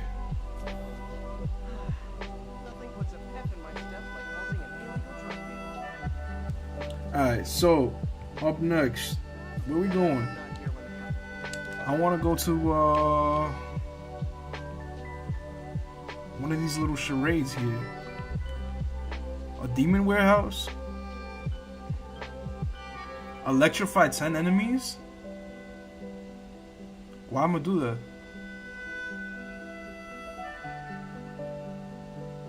Fuck it, I'll try it.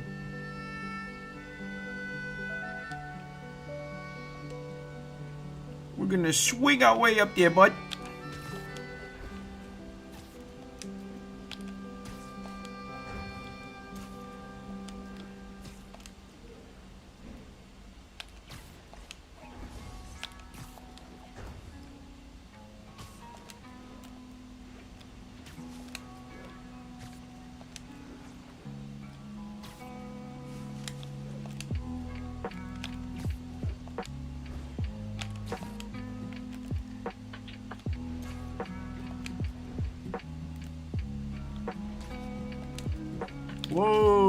this is so freaking... I get lost into it, man. It's really like relaxing. You just enter a flow state. You start like swinging everywhere. You get into a trance. Fucking love this game.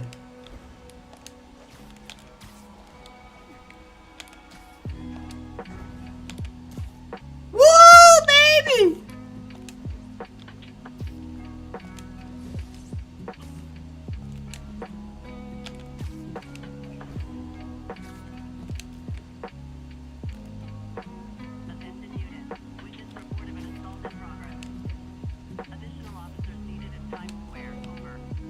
Say psych right now.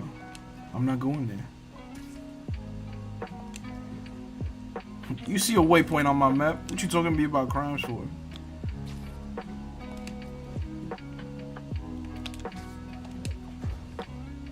Whoa!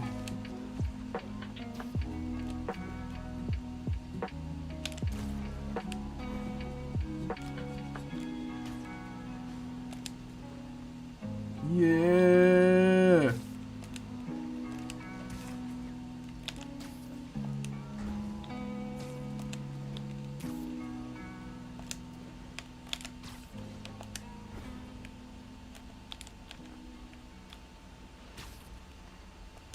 I just had to see where that shit was at.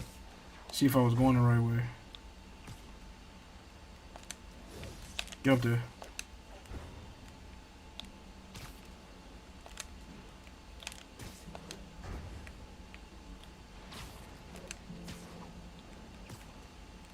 Whoa! We have arrived. Hello. Electrify 10 enemies. I mean, we could try it.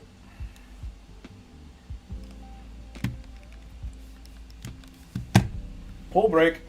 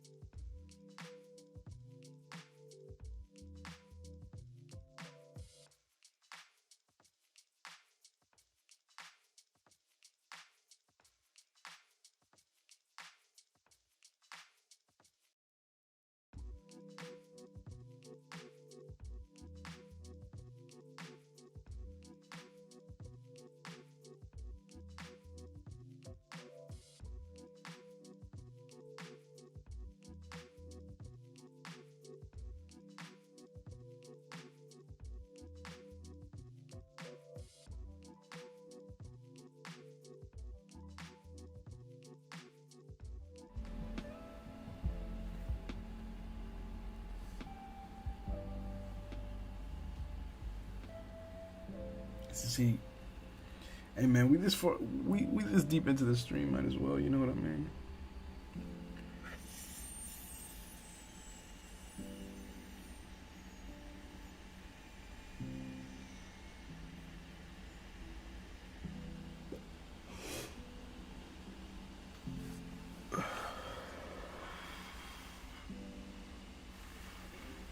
We already deep in the mix, might as well. You know what I mean? Chilling like a villain.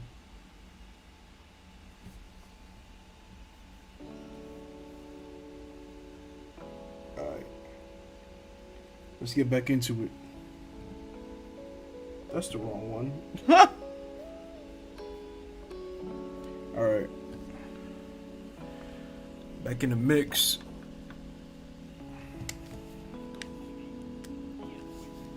Should we? Yeah, I'm gonna try it. I'm gonna try silently. I'll wait for that guy to turn around. They're making conversation. Don't worry about it. Real slick. Alright, come here. Oh shit, they fucking found me.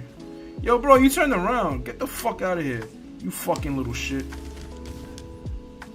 You know what? I'm glad I got caught. Whoa! In your mouth.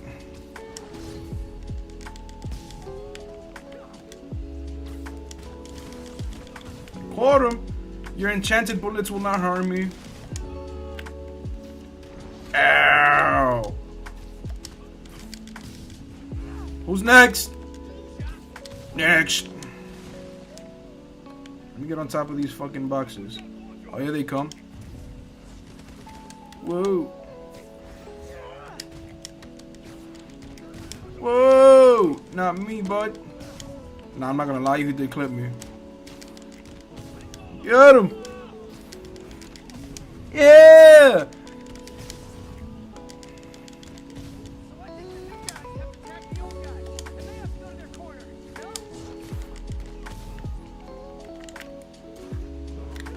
Oh, fuck. There you go. Oh, what the fuck?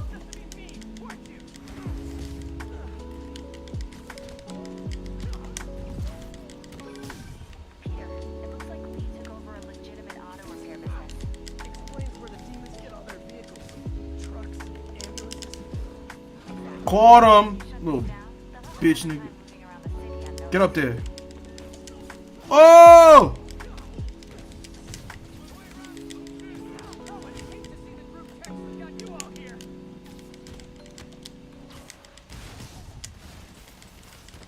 Forward. Forward. Oh!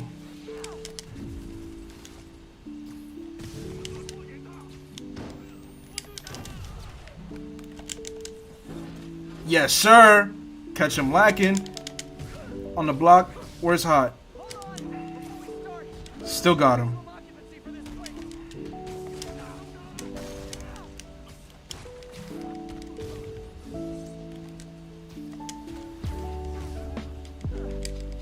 Oh, wait, hold on. Where's the electricity ones? There we go.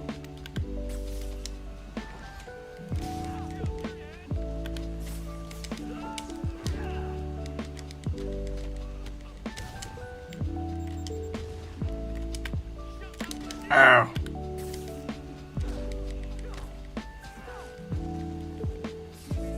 Yeah, got him.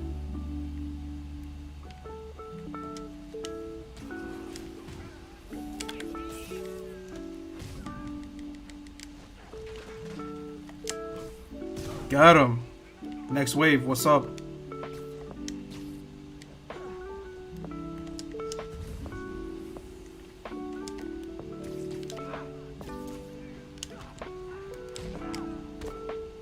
Boom! Fucking abuse.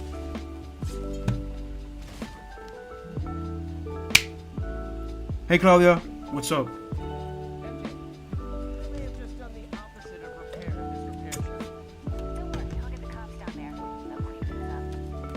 Yeah!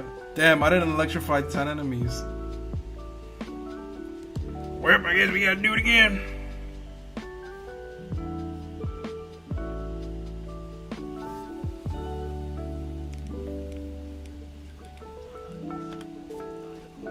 Oh shit. Fuck.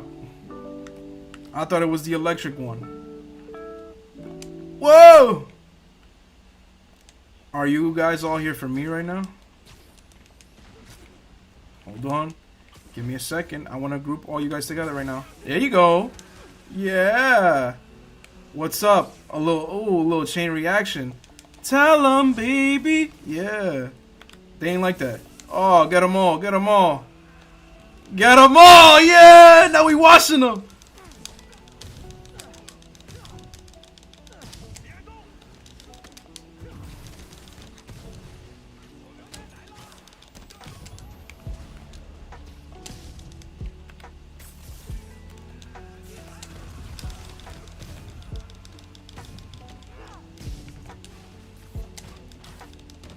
I should save those. Get over there. My fault. Boom!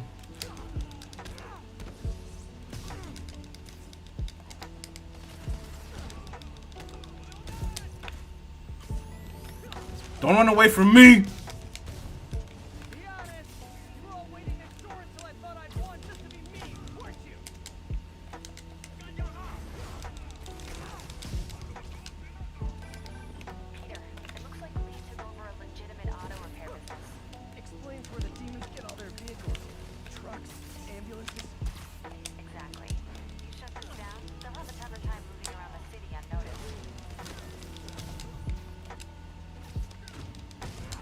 Oh, there they are.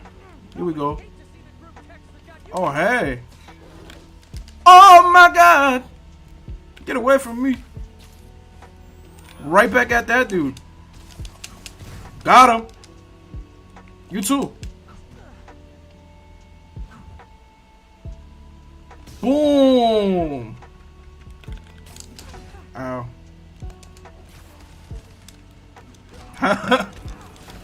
Whoa! Here you fucking came back, this guy. Whoa. Get away from that shit. I lost my flow state.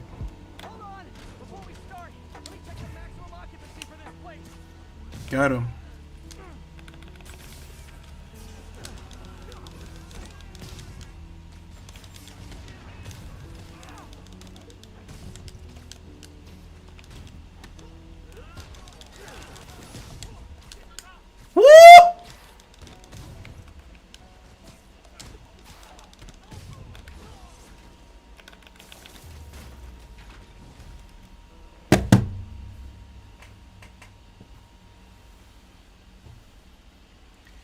Yo, that shit is so satisfying. Don't worry, I'll get the cops down there. They'll clean things up. Officially my favorite fucking suit. Oh wow. Look at that! There's just this, I don't know, it's oomph.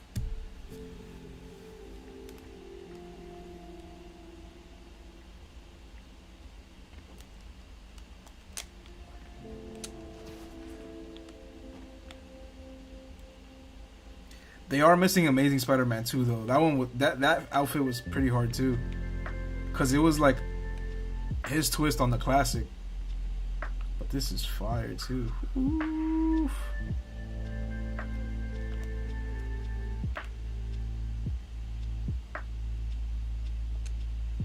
Let's go with the other suits. Let's check the other ones out.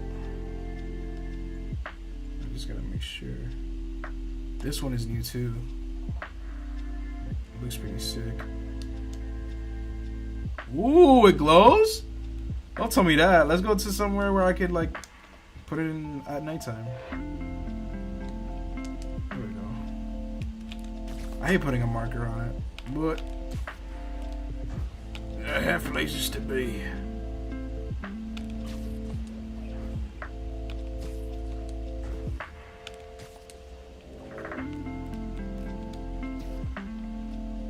Whoops. Okay. Open up, please. Is that just reflective or is it like lit up? I can't tell.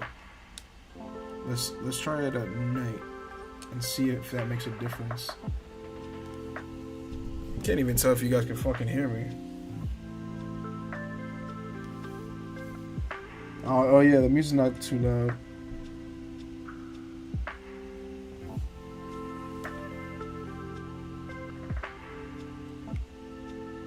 Let's see what's up with this shit. It's a little glowy, just on the lens, on the glasses.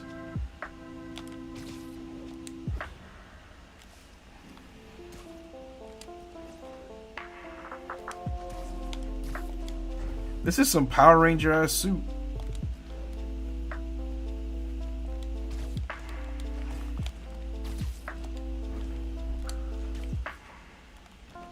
Alright. I don't like that one that much. Let me just try it. See what's up with this. Ooh. Ooh, look, I'm a transformer. Fuck. It's just so fucking awkward just having a cartoon character in this shit. I mean, you know, to each their own. Some people fuck with it. I just feel weird about it.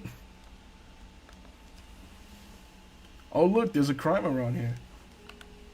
You're not gonna see me until I change my suit. And this is the MCU one. This one is sick. I think this one is also like one of my top favorites. This one's cool. I always enjoy shit that looks futuristic. So, you know, you get me automatically with the robot arm and the fucking, like, cybernetic eye shit.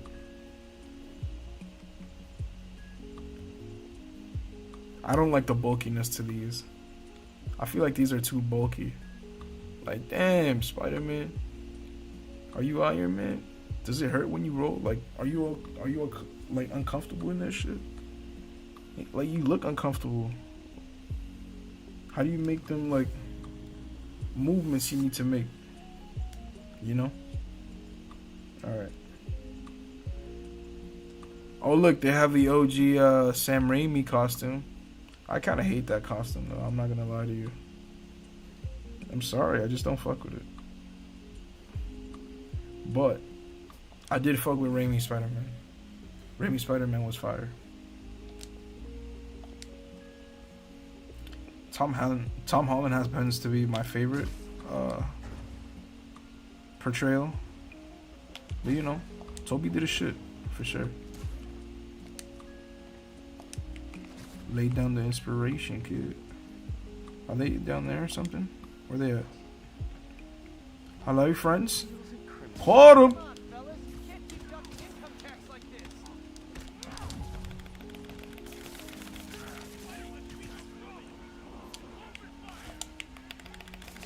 Stay there. Now y'all fucked. You hear me? This shit is chess. You hear me? This shit is chess.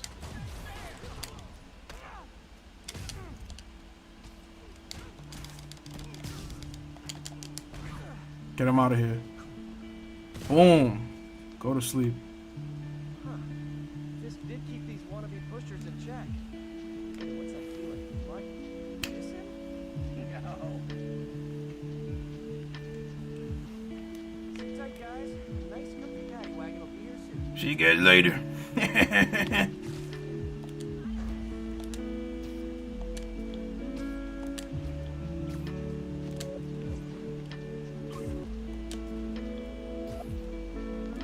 Fucking love this suit. Look, it's just so nice in the dark too.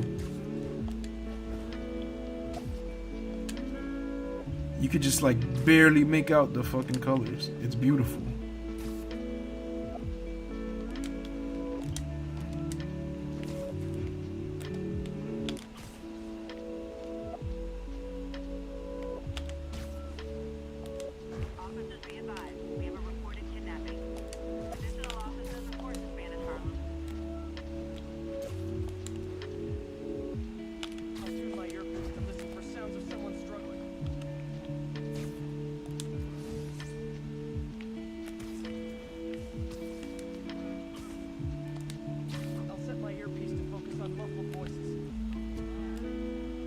Alright, but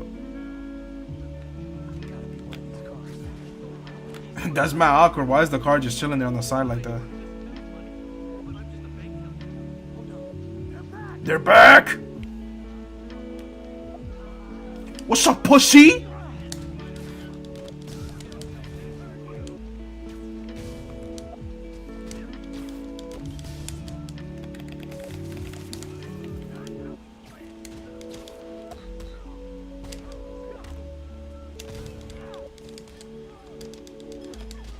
Oh, word.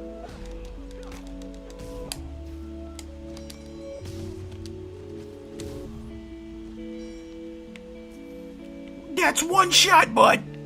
Caught him. Alright.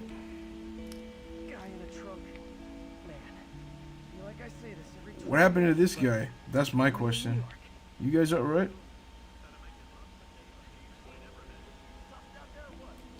I am out of here. Y'all are being weird. It was just looking at me. I'm like, alright.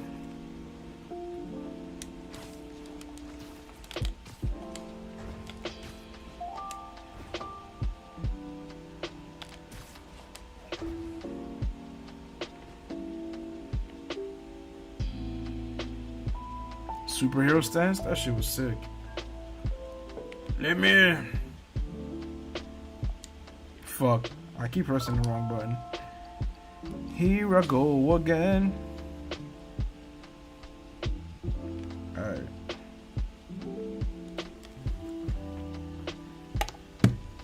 You know what I'm gonna say? Good night. 'Cause I'm finished with the stream and I'm gonna leave my team. Yeah. I'm not leaving my team. That just rhymed. I go with the flow. You already know.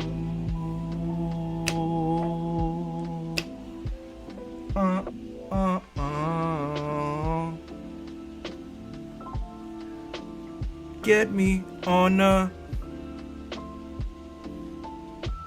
track.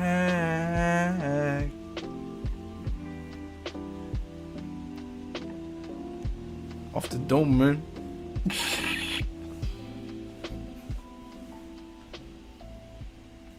You know me, I kill this shit like 1, 2, 3. Alright.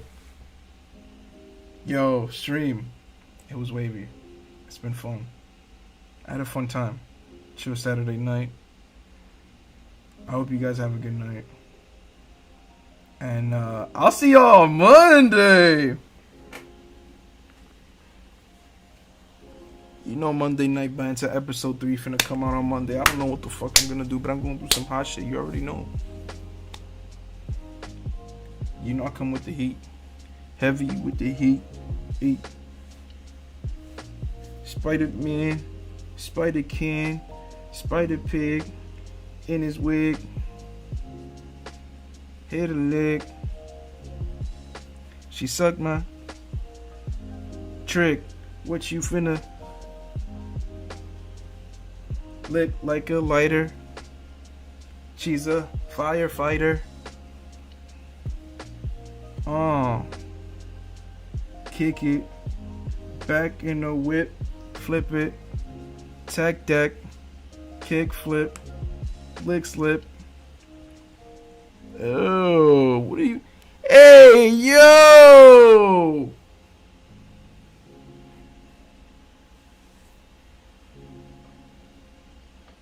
What he said? What he said? Hit him with the piano. Hey.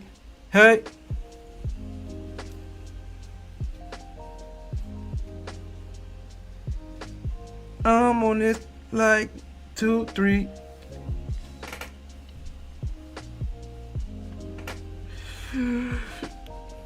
Damn, I don't want to end this, man. This is fun. Nah, we on this. Fuck out of here. 10 more minutes. I was gonna do some shit for 10 more minutes. Hey, I'm gonna try.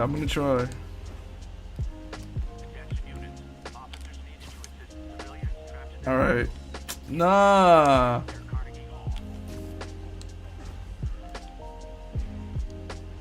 Hold on. Let me park. Cause then I start playing, I'll lose my mojo with the moto. I start losing the talk. Give me the next beat.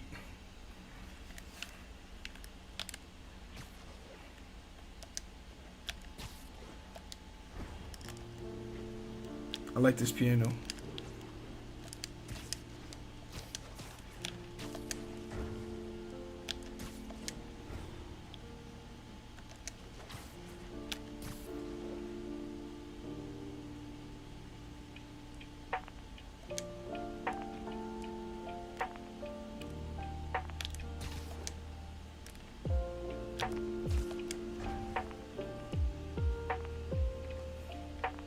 Tell them. Tell them no. Yo, I'll be chillin'. Burger, patty grillin'. She call me Krillin. Cause I'm little and I'm balding. Yeah. And I'm balding. Ow! Fuck! Getting my ass kicked. Don't get hit, Spider-Man. Please. Don't get... Ah! Damn! Alright. Whoa. Stay the fuck there, stupid. You little fucking meat.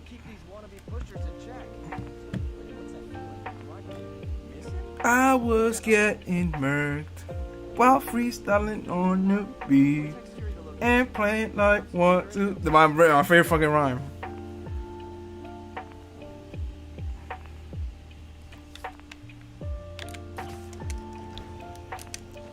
Cause it's easy. Cause it's easy. Just a little bit of Spider-Man, Spider-Pig with a wig. He hit a leg. That boy is sick. Slick Rick. Where? Let me know.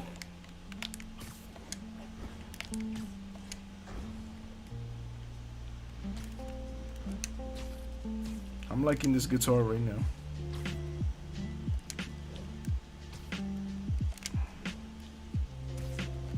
Whoa! Nino! Get him!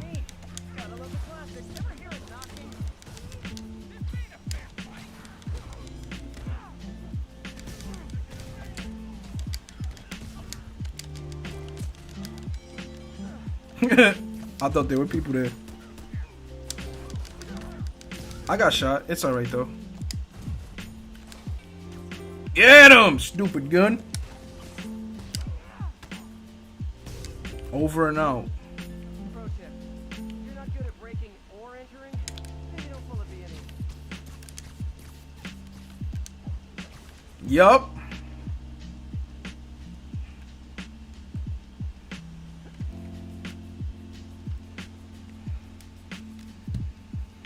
Spider-Man with the boom bap clap. Spider-Man with the boom bap clap. Spider-Man with the boom bap clap that make it go, make it go, make it go, make it go. Snap, the snap, the snap, snap. Hey, baby, hit it 1, 2, 3, 4, 5. In the 5. Chanel number 5. That's what she rocking. Yeah. Oh man, what a good night. I'm chilling, man.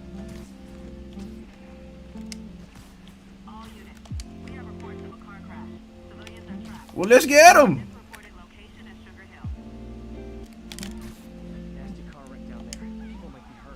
All right, let's get this guy out of here.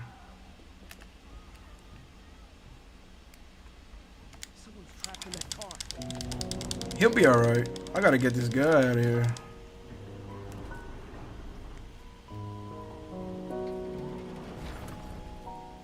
That shit ain't that heavy, Spider-Man. You gotta chill. You've lifted way heavier. Get him out!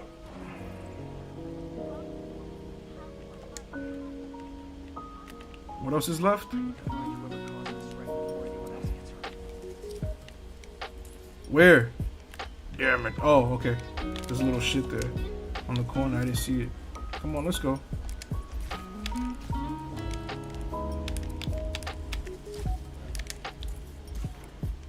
Oh, I see it. Don't worry.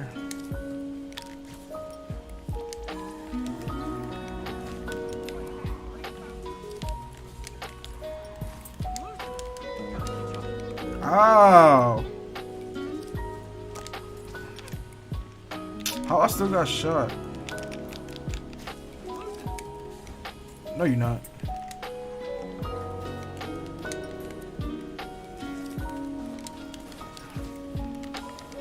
Come here, bitch. You little stupid fuck. Come here, you too.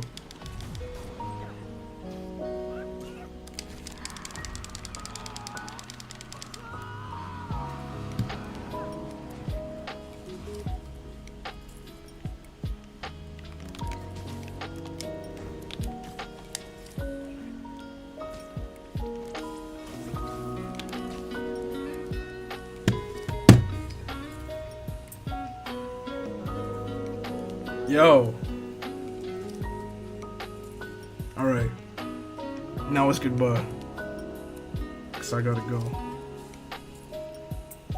I gotta go.